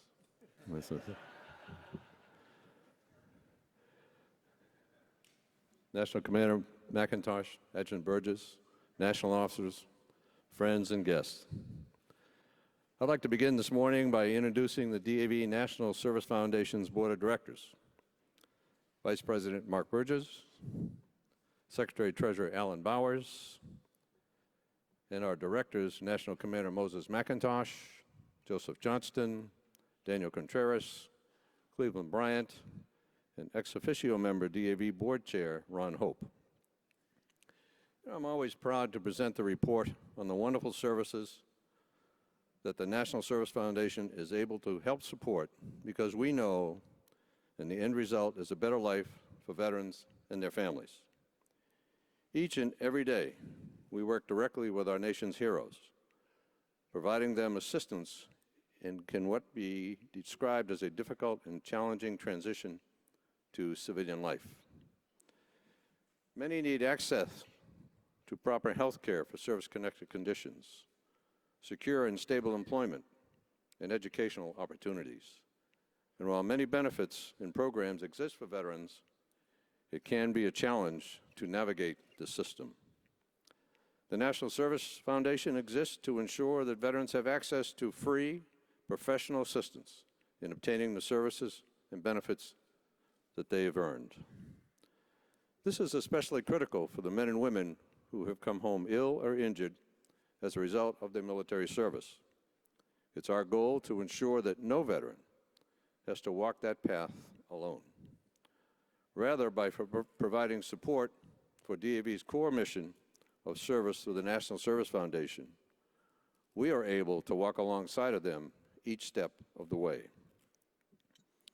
We have held steady in that objective over the last year, and I'm thankful to everyone who, once again, helped raise nearly $2 million in donations and bequests for the Foundation in 2015.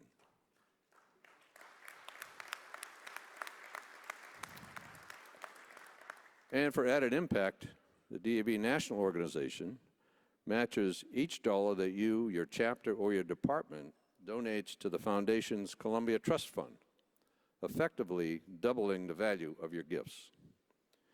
Your tremendous generosity allowed the Foundation to remain strong in 2015, with net assets of nearly $116 million at year end. The Foundation's prudent investment strategies and management, which have ensured the continuity during the period of economic uncertainty, will help ensure the longevity of services for our nation's heroes. Veterans can best be honored through the wise stewardship of each dollar entrusted in the Foundation. The Foundation's unwavering commitment to this model is clearly demonstrated through the $2.5 million that was expended toward direct program services for veterans and their families last year. This represents a remarkable 91% of total expenditures. As you know, the National Service Foundation helps to address some of the most immediate and pressing needs of veterans and their families, but also aims to protect the future of DAV services. Your gifts to the Foundation go toward ensuring a long-term financial stability of DAV's service program, so we can continue to offer free services to veterans well into the future, while also supporting the day-to-day work of DAV, to include providing transportation for veterans to and from VA medical appointments, assisting with disability claims, and other services proudly provided by our great organization. Veterans who also have free advocacy and representation at the U.S. Court of Appeals for Veterans Claims because of your very generous support. Through 2015, the Foundation expended $114,000 to help the national organization provide necessary services and veterans to their families. Largely, this support aided our National Service Program, which provides veterans with no-cost professional claims service throughout the nation. One project that we're most proud of is the Interactive Training, Research, Advocacy, and Knowledge System, best known today as iTrack, which was funded by the Foundation in 2014 and went live in 2015. There are 6 main areas incorporated into the iTrack system that National Service officers are now using, not only for continuing and structured training, but for the research to assist veterans in their claims and appeals. The on-the-job training requirements for NSO trainees on iTrack are currently being developed and should be available by the end of the year. Another way the Foundation is able to provide direct support to help veterans and their families is through the Columbia Trust, a restricted fund that provides direct services to help veterans and their families at the state and local level. In 2015, the Trust provided more than $1.3 million to DAV chapters and departments to support projects and programs in 4 areas of service: our transportation network, hospital service coordinators, department service officers, and homeless veterans programs, as well as other various state and local service initiatives. Looking through the foundation of the 2015 annual report, you'll see that we've had another terrific year. I consider us incredibly fortunate to have such committed members, organizations, and others who are dedicated to our cause, who continue to express the devotion through contributions to the foundation in 2015. We've also noted some very special individuals who have been extraordinarily generous in their support of our foundation. In recognition of that generosity, we've created a special place for them called the National Honor Roll of Exceptional Lifetime Donors. Since 2014, we've recognized the law firm of Finnegan, Henderson, Faribault, Garrett, and Dunner for its distinguished commitment to the foundation and our nation's veterans. The firm, whose total lifetime contributions are now nearly $1.7 million mark. It's the largest corporate contributor in the foundation's history.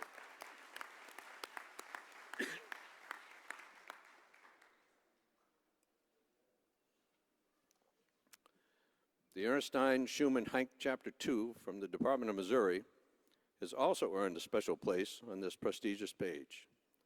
Their unwavering loyalty is reflected through their annual contributions since 1979. The chapter has contributed a combined lifetime total of over $550,000.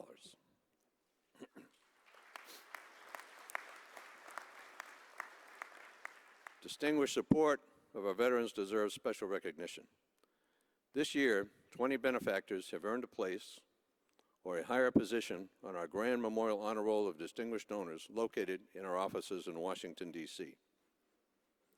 Now, I'd like to take just a moment to recognize the outstanding contributions of the DAV chapters and departments who gave contributions of $1,000 or more during 2015. Jamestown Chapter 31 of the Department of North Dakota, the Colonel Samuel D. Foster Chapter 76, Department of Pennsylvania, Greene County Chapter 42, the Department of Tennessee, and the Grand Prairie Chapter 42, the Department of Texas. In addition to the model efforts of these chapters and departments, I'd like to express our gratitude to the individuals, couples, and family foundations, and companies, and other organizations who earned special recognition last year. More than 100 benefactors took a place on the honor roll of benefactors or attained a National Service Foundation commendation this year.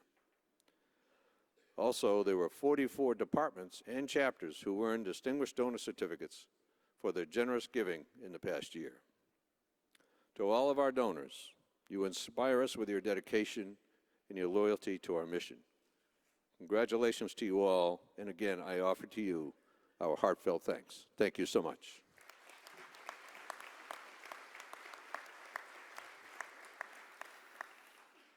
Now I'd like to take a moment to proudly recognize National Service Director Jim Marsalak and his elite corps of National Service Officers, whose daily work is the backbone of DAV's mission.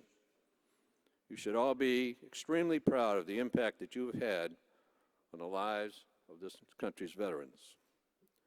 One way we see that impact is reflected through gifts made in honor of National Service Officers for the work that they do for veterans. The Pace-Setting Performance Award recognizes the NSO in each division who has the largest cumulative total of contributions made in his or her name. I'd like to ask Jim Marsalak to help me honor these outstanding National Service Officers.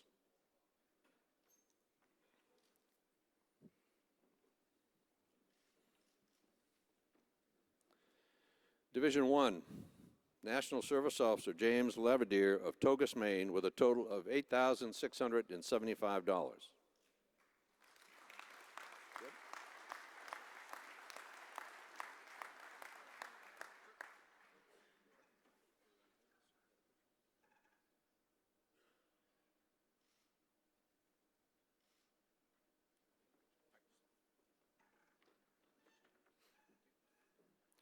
Division 2, National Service Officer Lamar Kauser of Baltimore, Maryland, who is credited with $12,075.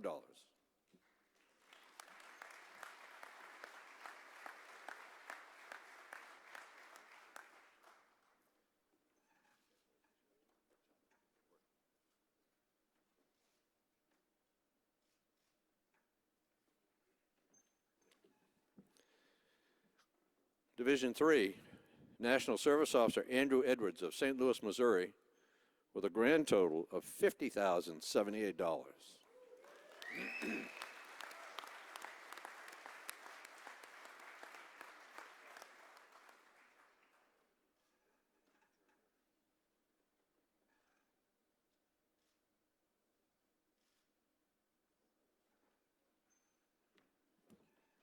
Division 4, National Service Officer Raymond Thomas of Pittsburgh, Pennsylvania, with a total of $13,872.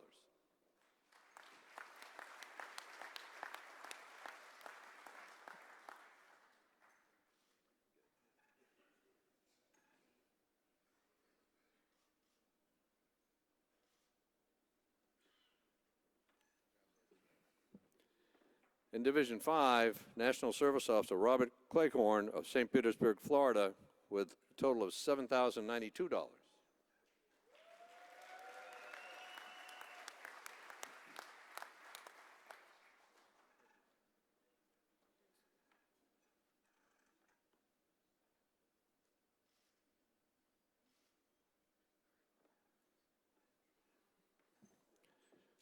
Please join me again in thanking all of these and all of our incredible National Service Officers.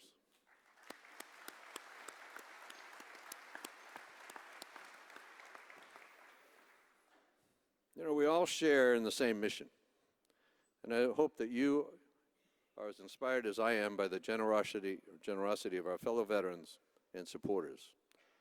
Now I want to call upon you and your chapters and departments to be part of this cause. This is the way to donate in honor of our friends, brothers and sisters, and to commemorate our fallen brothers and sisters. Here, we are able to show our commitment and our support to our nation's finest through the Perpetual Rehabilitation Fund or the Columbia Trust. The thermometer is now up, awaiting your generous donations. To kick off this time of giving, I'm pleased to acknowledge the contribution of $2,700 from the DAV Auxiliary, Department of Oklahoma, juniors. These young folks raised these funds through a two-day event styled after the hit series Game of Thrones to support the National Disabled Veterans Winter Sports Clinic as a bronze-level sponsor. Presenting the check on their behalf is the Department of Oklahoma, DAV Commander Linda Miller and Auxiliary Adjutant Linda Oliver.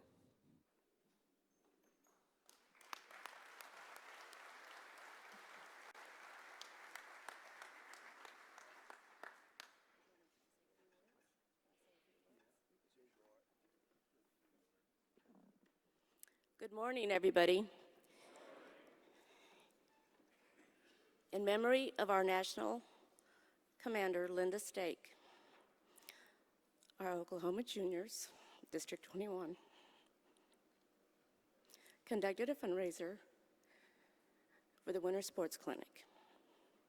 They raised enough to be a bronze level sponsor.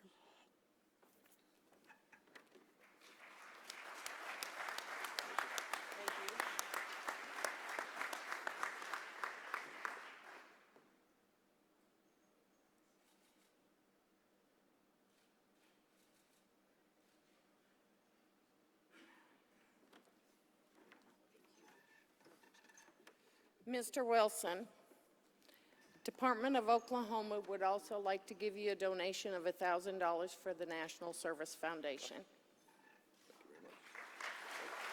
Thank you.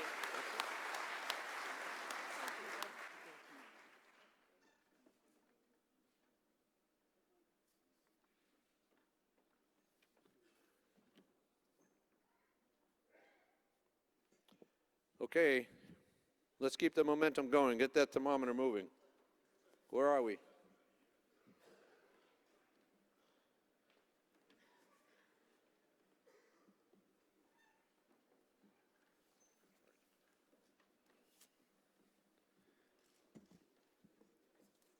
In memory of our beloved past National Blind Veterans Commander Carol E. Prosser, and in honor of his the new chapter, Carol E. Prosser in South Carolina, the officers and members of the National Blind Chapter present $1,000 to the National Service Foundation. Thank you very much.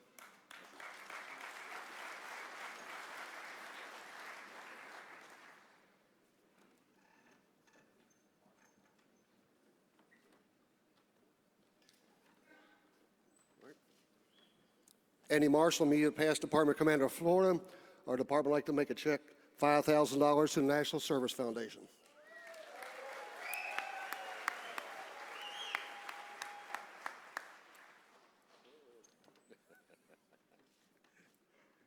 From the California Rehabilitation Foundation, $10,000.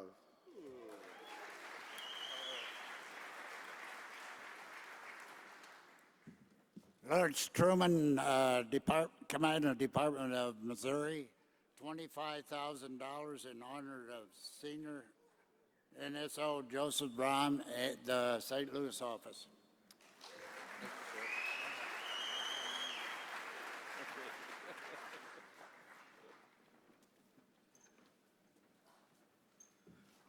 Ralph Travis with Missouri.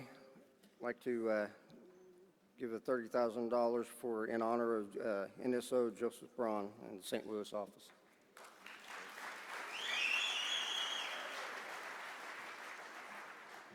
He did say $30,000, but Okay. In honor of Joe Braun, Chapter 1, St. Louis, Missouri, we donate $10,000.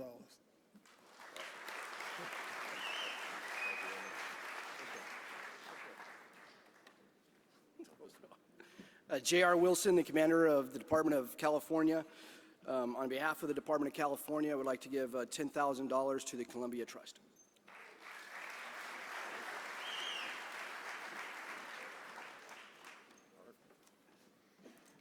My name's Roland Paquette, the adjutant of Chapter 20 of the great state of Texas. On behalf of our members and our members who made their final roll call in the past year, we'd like to donate $1,000 to the Disabled Veterans for Life Memorial Perpetual Fund.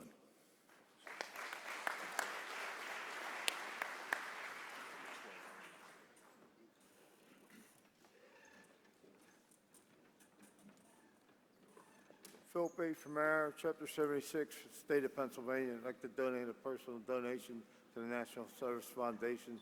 Thanks for helping our veterans.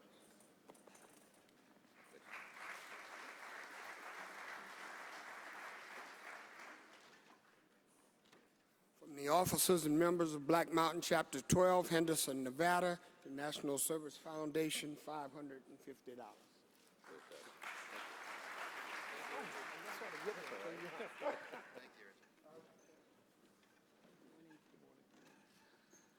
On behalf of Chapter 15, Pahrump, Nevada, we're donating as well. We are donating $500 to the National Service Foundation.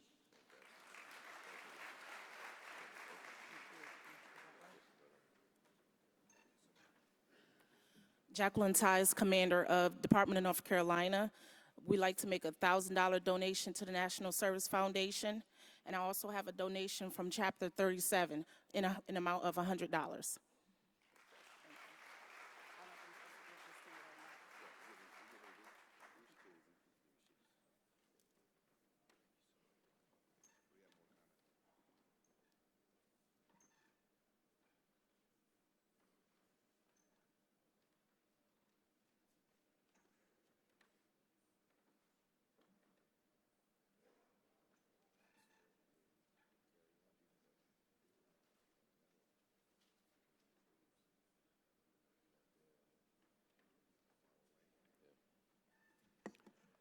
While we have a moment, I want to acknowledge contributions from the Department of Kansas of $500, the Moral Rearmament League of $1,300, Finnegan, Henderson, Faribault, Garrett, and Dunner of $100,000, and and I think you already know this one, the $50,000 to the Disabled Veterans Life Memorial Foundation from Chisholm, and Kilpatrick.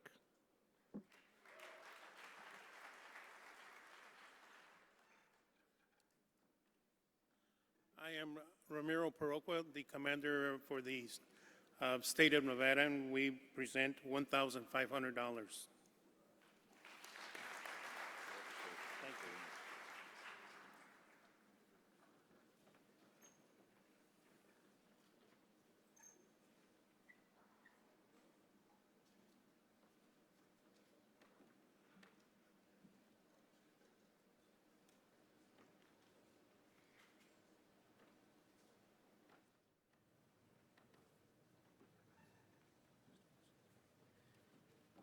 My name is Jacob, and I represent the National Guild for Attorneys in Fact. I'm the new president, and I'd like to present you with this $500 donation.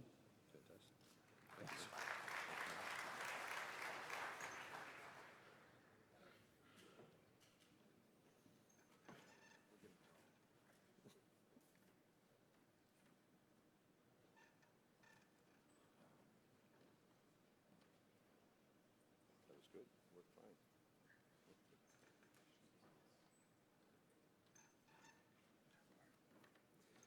Bob Brandt, Commander, Chapter 32 from the great state of Oklahoma. We are donating $200 to the Service Foundation.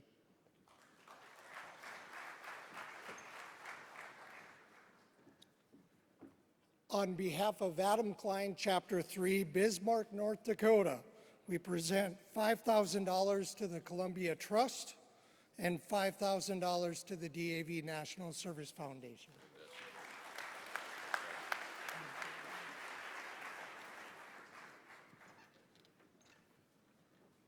Aloha, I'm Ray Welch from the Department of Hawaii, and we want to honor the service and of our past Congressman Mark K. Takai, who is a active congressman who passed away 2 weeks ago.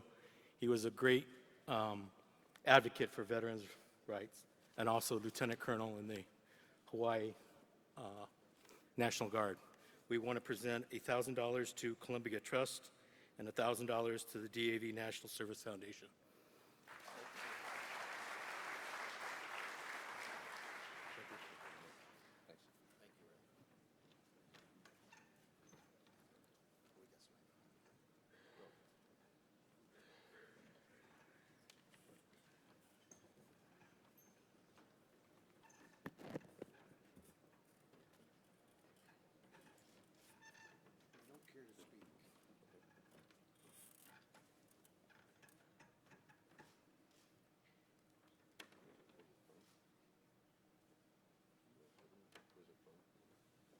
Well, it's various people.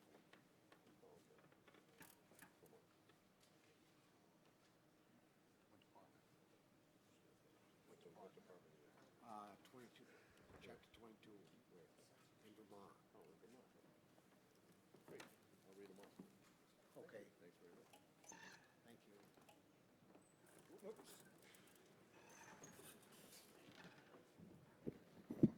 This is the Department of Vermont, and some individuals of $25, $500, $500, and $25. Thank you.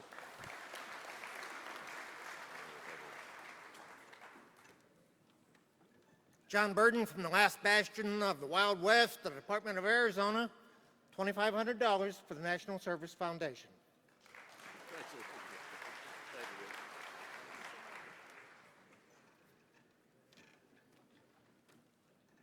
Chairman Wilson, Department Commander Sean Jernigan from the state of Maine. I have 3 checks. From Chapter 6 up there, 400. From Chapter 1 up there, 500. And from the department, 1,000.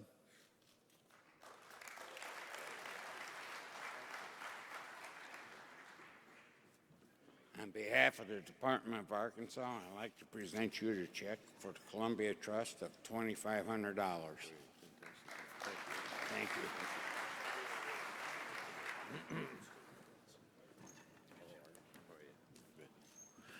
On behalf of District 14, $200 to the National Service Foundation.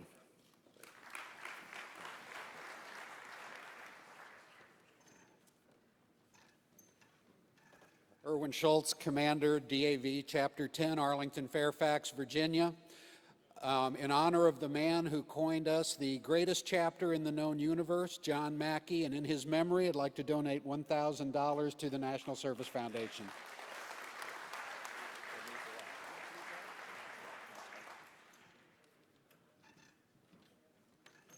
Good morning. Jim Percunior, DAV Chapter 10, Arlington, Fairfax. Like he said, the greatest chapter in the known universe. In honor of PDC Arnold Sells of Chapter 10 and his 65 years of DAV service, $2,500 my personal donation to the Service Foundation.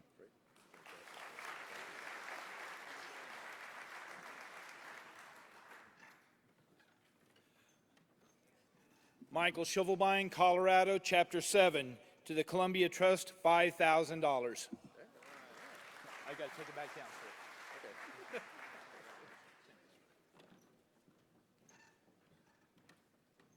Cynthia Francis S.L. Brown, Chapter 11, Denver, Colorado, donates $200 to the National Service Foundation, a small chapter with a large heart.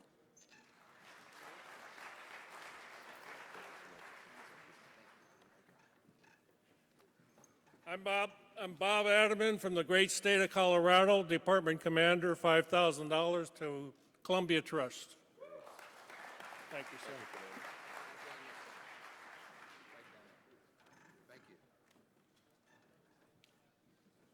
Denise Williams, Senior Vice Commander, Department, Virginia, $1,000 to National Service Foundation.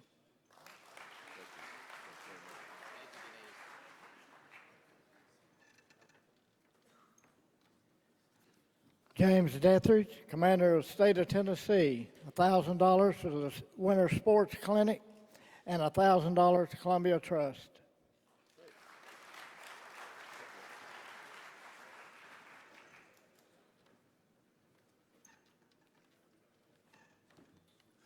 In memory of the deceased members of the William C. Malia Chapter 1 Department of Pennsylvania, the second oldest chapter in the nation, and make a personal contribution of $250 to the National Service Foundation.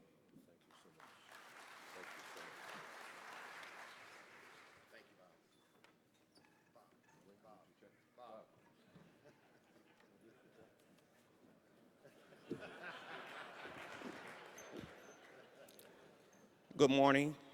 Natchie Miller, Commander of the Department of the District of Columbia. On behalf of the Department of the District of Columbia, I'd like to donate a check to the National Service Trust of $600.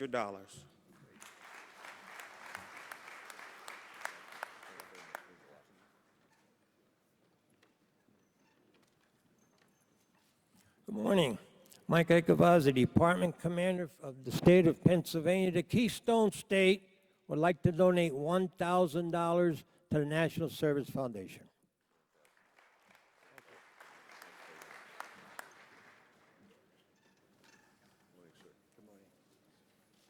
James Perkins, Chapter 44 from Milwaukee, Wisconsin, National Service Trust $1,000 and Columbia Trust $500.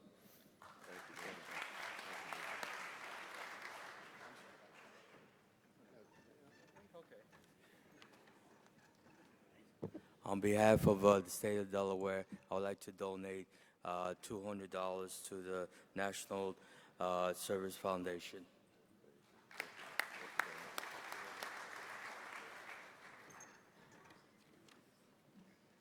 Mick Aguirre, State Commander for the Minnesota. On behalf of the Minnesota Foundation, we'd like to donate $10,000 to the Columbia Trust Fund.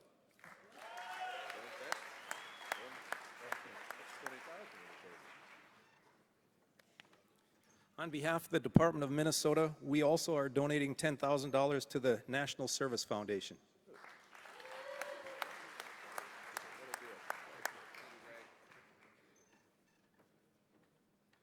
Leon Booker, Commander of William E. Tate, Chapter Number 1. Let me make a donation of $2,000 to the Columbia Trust.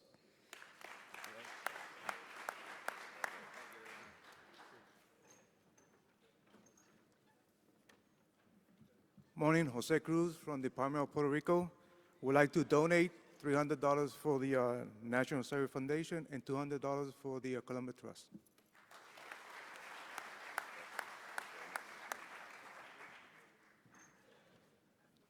Bob Goldner, Department of New Hampshire. I'd like to donate $500 to the Columbia Trust and $500 to the National Service Foundation for our department.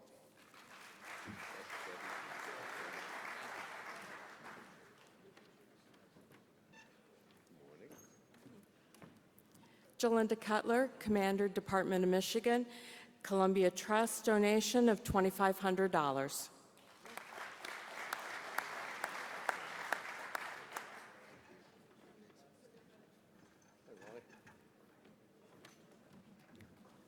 Riley Lee from the Department of Michigan, home of Jim Harbaugh and the Michigan Wolverines. Such a warm welcome. To the DAV National Service Foundation from the membership of the Department of Michigan, a check for $2,500.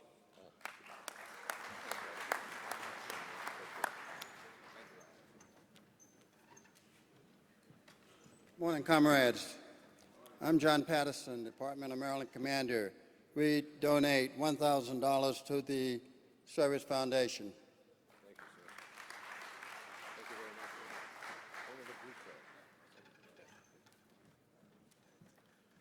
I'm Gaylord Helmbrecht, Commander of Chapter 1 in Sioux Falls, South Dakota.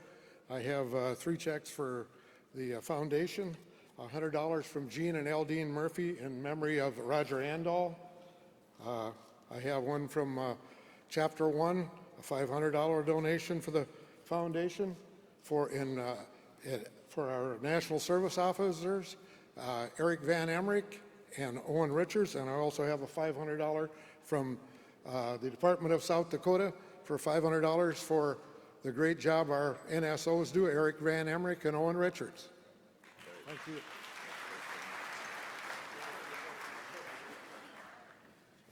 On behalf of Dick Cosner, Chapter 2, San Diego, California, we're going to make a donation of $5,000 to the National Service Foundation and $4,000 to the Colorado Trust.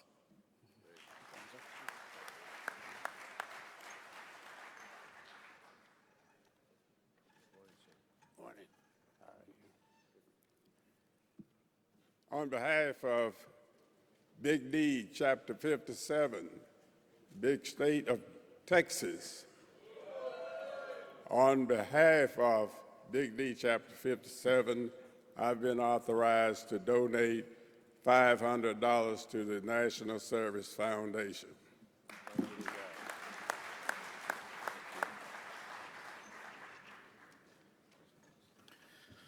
Paul Doobie, representing the Charles Monsente, Chapter 46 of Athol, Massachusetts.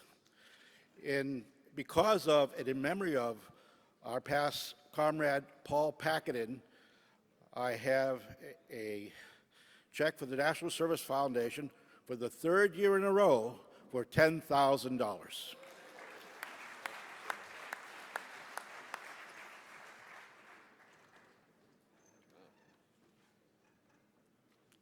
Commander Tony Lee, Department of New York. I would like to give $5,000 to Columbia Trust and $1,000 to the National Service Foundation on the department's behalf. Thank you.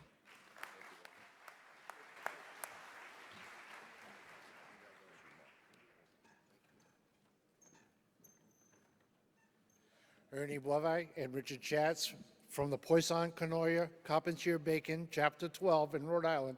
$500 to the National Service Foundation and $500 to Columbia Trust.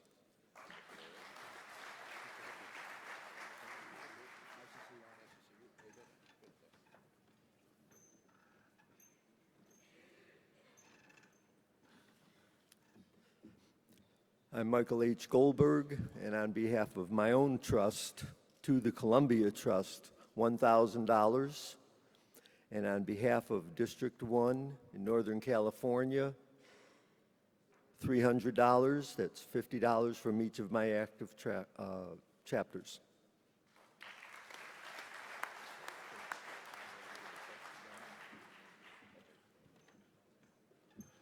In memory of past department commander Leroy Buddy Rickman, Department of Florida donates $100 Service Foundation.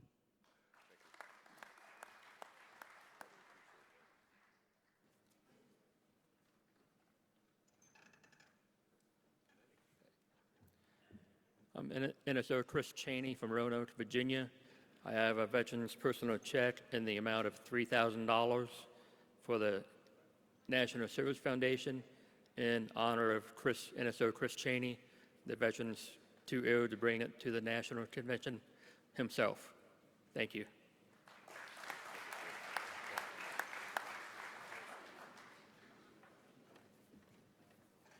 Clarence Meyer, chapter number 11, Salina, Kansas, donates $500 to the National Service Foundation.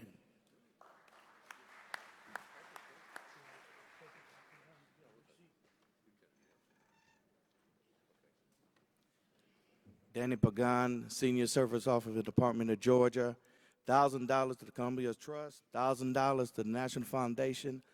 Also, I'm the commander of Chapter 90, Gwinnett, $100.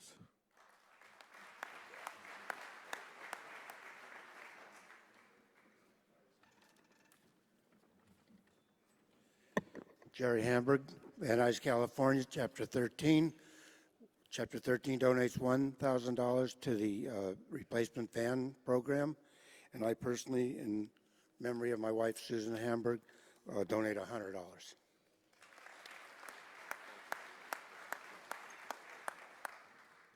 I'm Bob Kelper, former Green Beret, 3 tours Vietnam. I'm proud to be here and honored to give $1,000 to the National Service Foundation. Welcome home, soldiers.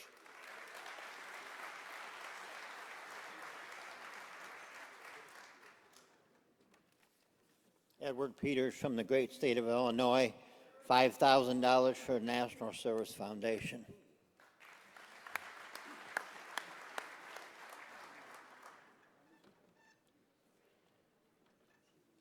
Good morning.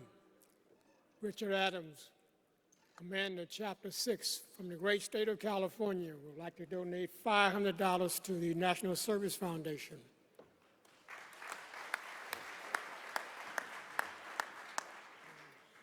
Rick Patterson, Chapter 45, Alabama. I'd like to make a personal contribution of $100 in memory of Henry Servant, my best friend growing up, killed in Vietnam in March '68.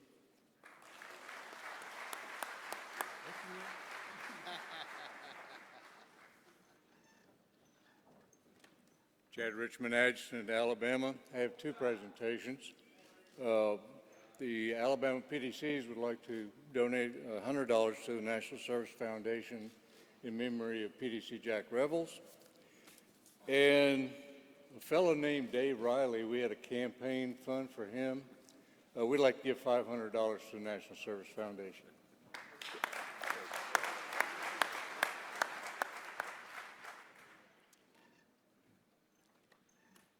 Bill Vicini, Commander, Department of Massachusetts, would like to make a donation to the National Service Foundation for $1,000 and the Columbia Trust for $1,000.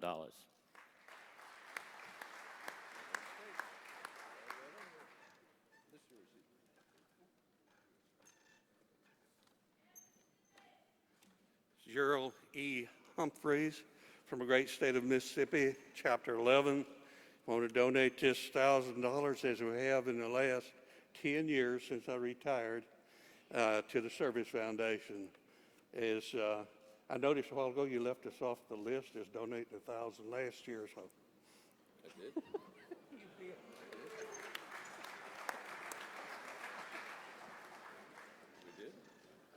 We'll check that out. Jerry Bratton, Department of Mississippi, Junior Vice, donates $1,000 to the National Service Foundation in honor of Jerry Bratton in Chapter 48, Oxford, Mississippi.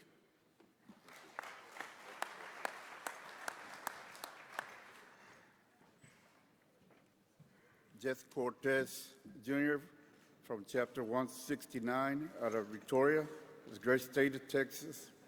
And I'll donate $300 of my personal and part of Chapter 169, Victoria, Texas.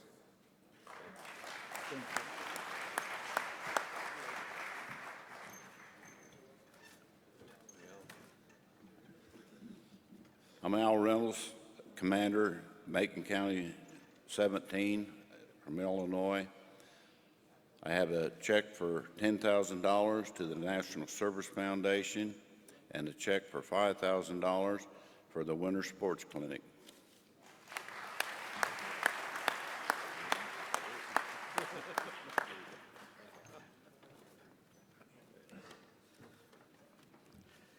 I'm Al Bowers, past National Commander, and my bride took a look at the annual report for the National Service Foundation, and she said we needed to round that off, and has written a check for $1,590.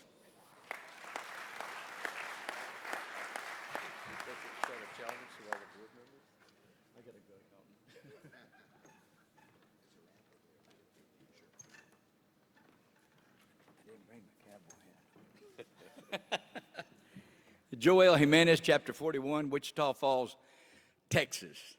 The Lone Star, Texas. $500 to the Columbia Trust Fund. Art. Thank you very much.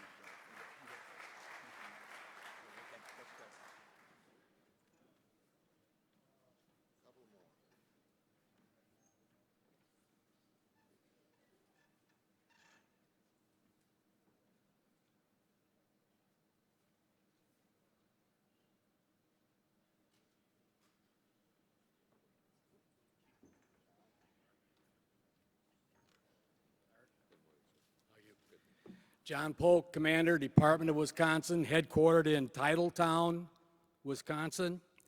We got a couple of donations. I'd like to make an announcement of a donation of $1,700 from the Department of Wisconsin.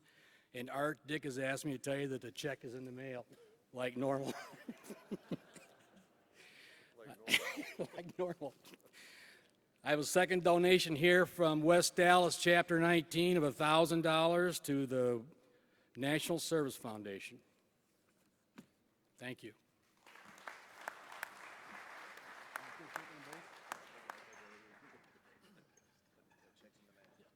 Walt Applegate, Commander, Ocean County Memorial, Chapter 24, $100 donation to the foundation and a $100 donation to the Columbia Trust.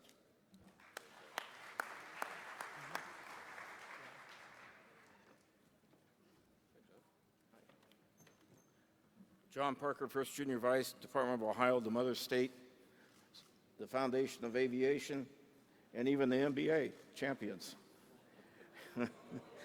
Go Cavs. I know. If I may, in a more serious manner, in a grateful manner, I present to you a check on behalf of the Department of Ohio, $1,500 for the National Service Foundation, and $1,500 for the Columbia Trust.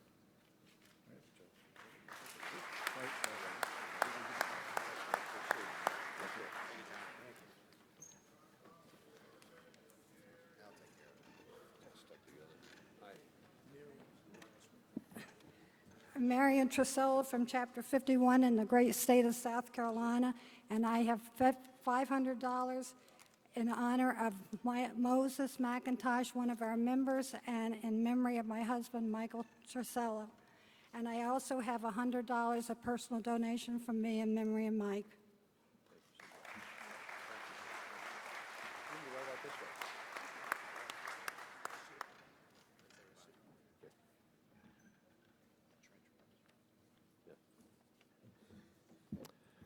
I have a little bit of housekeeping to do.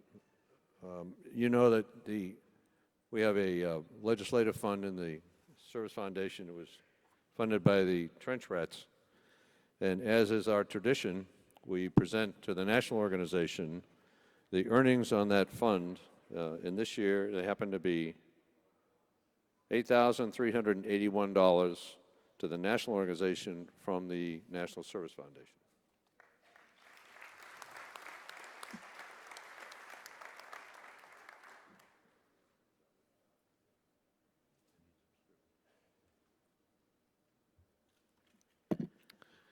To you, our supporters of the foundation, and to all of you who presented contributions today, we offer our most sincere thanks. By generously aiding the National Service Foundation, you're truly, truly empowering veterans excuse me, to build successful and fulfilled lives. Your generosity goes a long way to ensuring DAV's critical services and programs.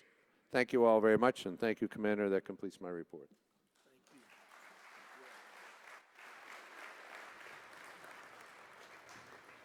Thank you, Art, for that excellent report. May I have a motion to accept the report from the President of the National Service Foundation, Arthur Wilson? Mike 1. Mike 1. Michael Steinbaugh, Chapter 7, Great State of California, so moved. Thank you, Mike. Mike 2. Mike 2, Jerry Hamburg, Van Nuys, California, Chapter 13. A second motion. Thank you. All those in favor signify by saying aye. Aye. Opposed? So ordered. At this time, I will ask Vince D'Angelo of the POWMIA Interim Committee for a presentation.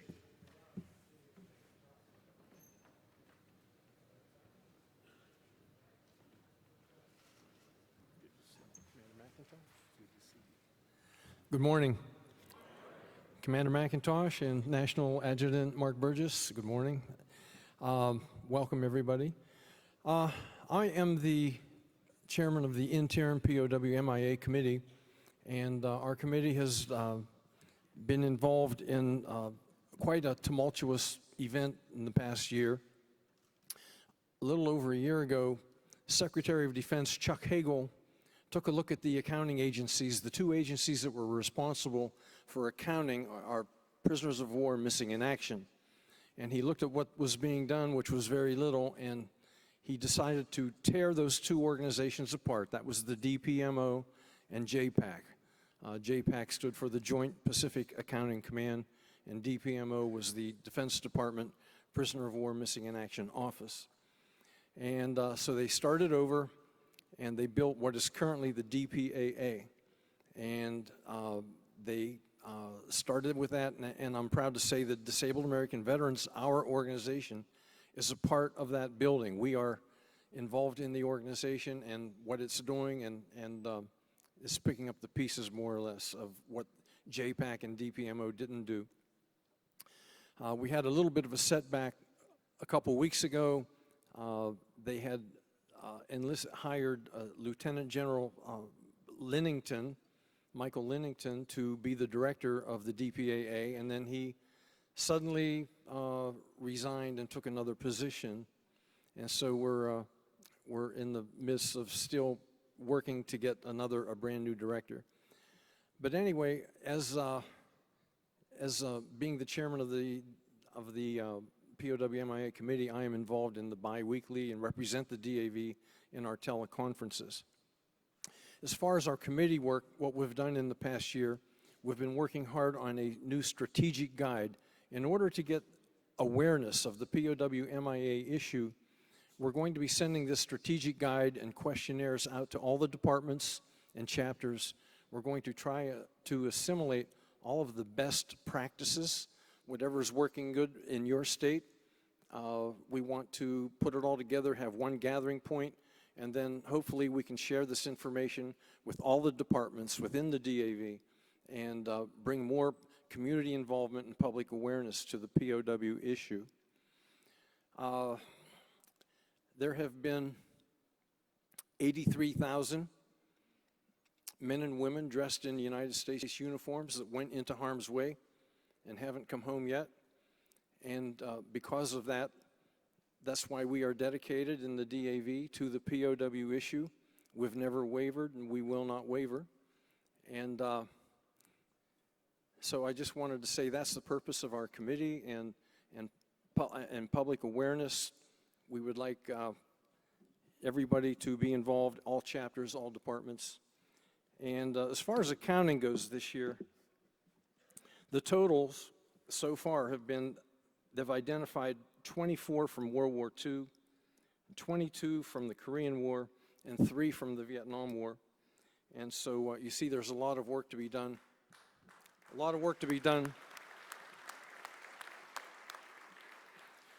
this is going to be a record year as far as numbers, and but we're working hard to get them all home. And I want to, at this time, thank our National Commander Moses McIntosh and National Adjutant Mark Burgess for their support of our POW MIA committee and the work we've done, and it is much appreciated. Thank you both. I'd like to recognize the committee members from the Department of Pennsylvania. We have Wayne Stratus. From the Department of South Carolina, Charlie Pennington. And from the Department of North Dakota, Wisconsin, and Department Commander John Polk. And our two, please rise wherever you are. And our two committee advisors are Paul Varela and Justin Hart. And they do a lot of work for. Thank you, guys.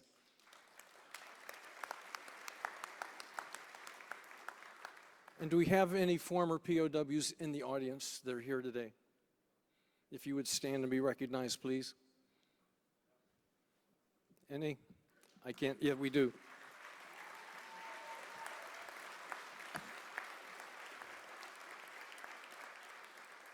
At the bottom of those POW flags, those black and white flags, there's 4 words: "You are not forgotten." And what is also not forgotten is the brutality and harsh treatment our POWs had to endure, and we don't forget that, and that's why it's so urgent to get them all home. At this time, I would continue a tradition we do in the DAV. We present a brand new POW MIA flag to the incoming commander and ask him to fly it with honor during his year of service. And so at this time, I would ask Commander Riley.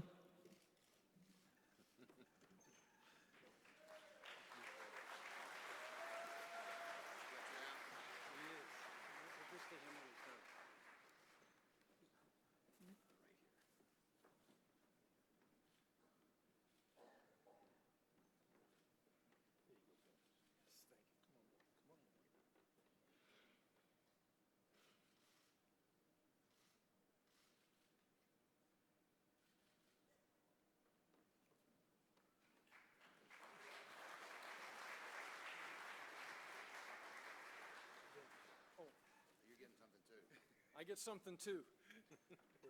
I get a hat. I usually only wear a hat when Adjutant Burgess puts his on, but this is a gift, so here it is. Thank you, Commander. Vince, you do a good job. Thank you. Thank you, sir. Let me fold this up and I'll put it back in the box. Try to put it back. Hey, thank you, Vince. Mark, we got any announcements? Yes. Someone did drop a hearing aid. Okay. It's not lost and found, it's found. I would like to ask that the members of the Committee on Nominations, you will meet 20 minutes after we adjourn here in just a couple of minutes in the Kennesaw Room, Atlantic Conference Center, LL3. Again, the Committee on Nominations will meet 20 minutes after this session in the Kennesaw Room, Atlantic Conference Center, LL3. This afternoon's final business session will begin promptly at 1:30. We'll start off with the important business of the elections, nominations and elections of our officers. And please be on time. This evening's activities include the introduction of national officers at 6:30, followed by delicious food and a very special guest performance. You don't want to miss this. This event is sponsored by Lockheed Martin. We're again giving away 5 $25 gift cards for the DAV store to 5 lucky winners. If I call your name, please come up to the stage and see Doug Wells. And the lucky winners are Joe Linhart of Ohio, Chapter 73. Judy Holliday Tolliver of Iowa, Chapter number 2. Louis Parrott of Georgia, Chapter number 55. Linda Miller of Oklahoma, Chapter 29. And Phyllis Doherty of Maryland, Sarge Warheim, chapter number 33. Commander, that's all the announcements I have. Thank you, Mark. Chaplain Dover, will you lead us in closing prayer?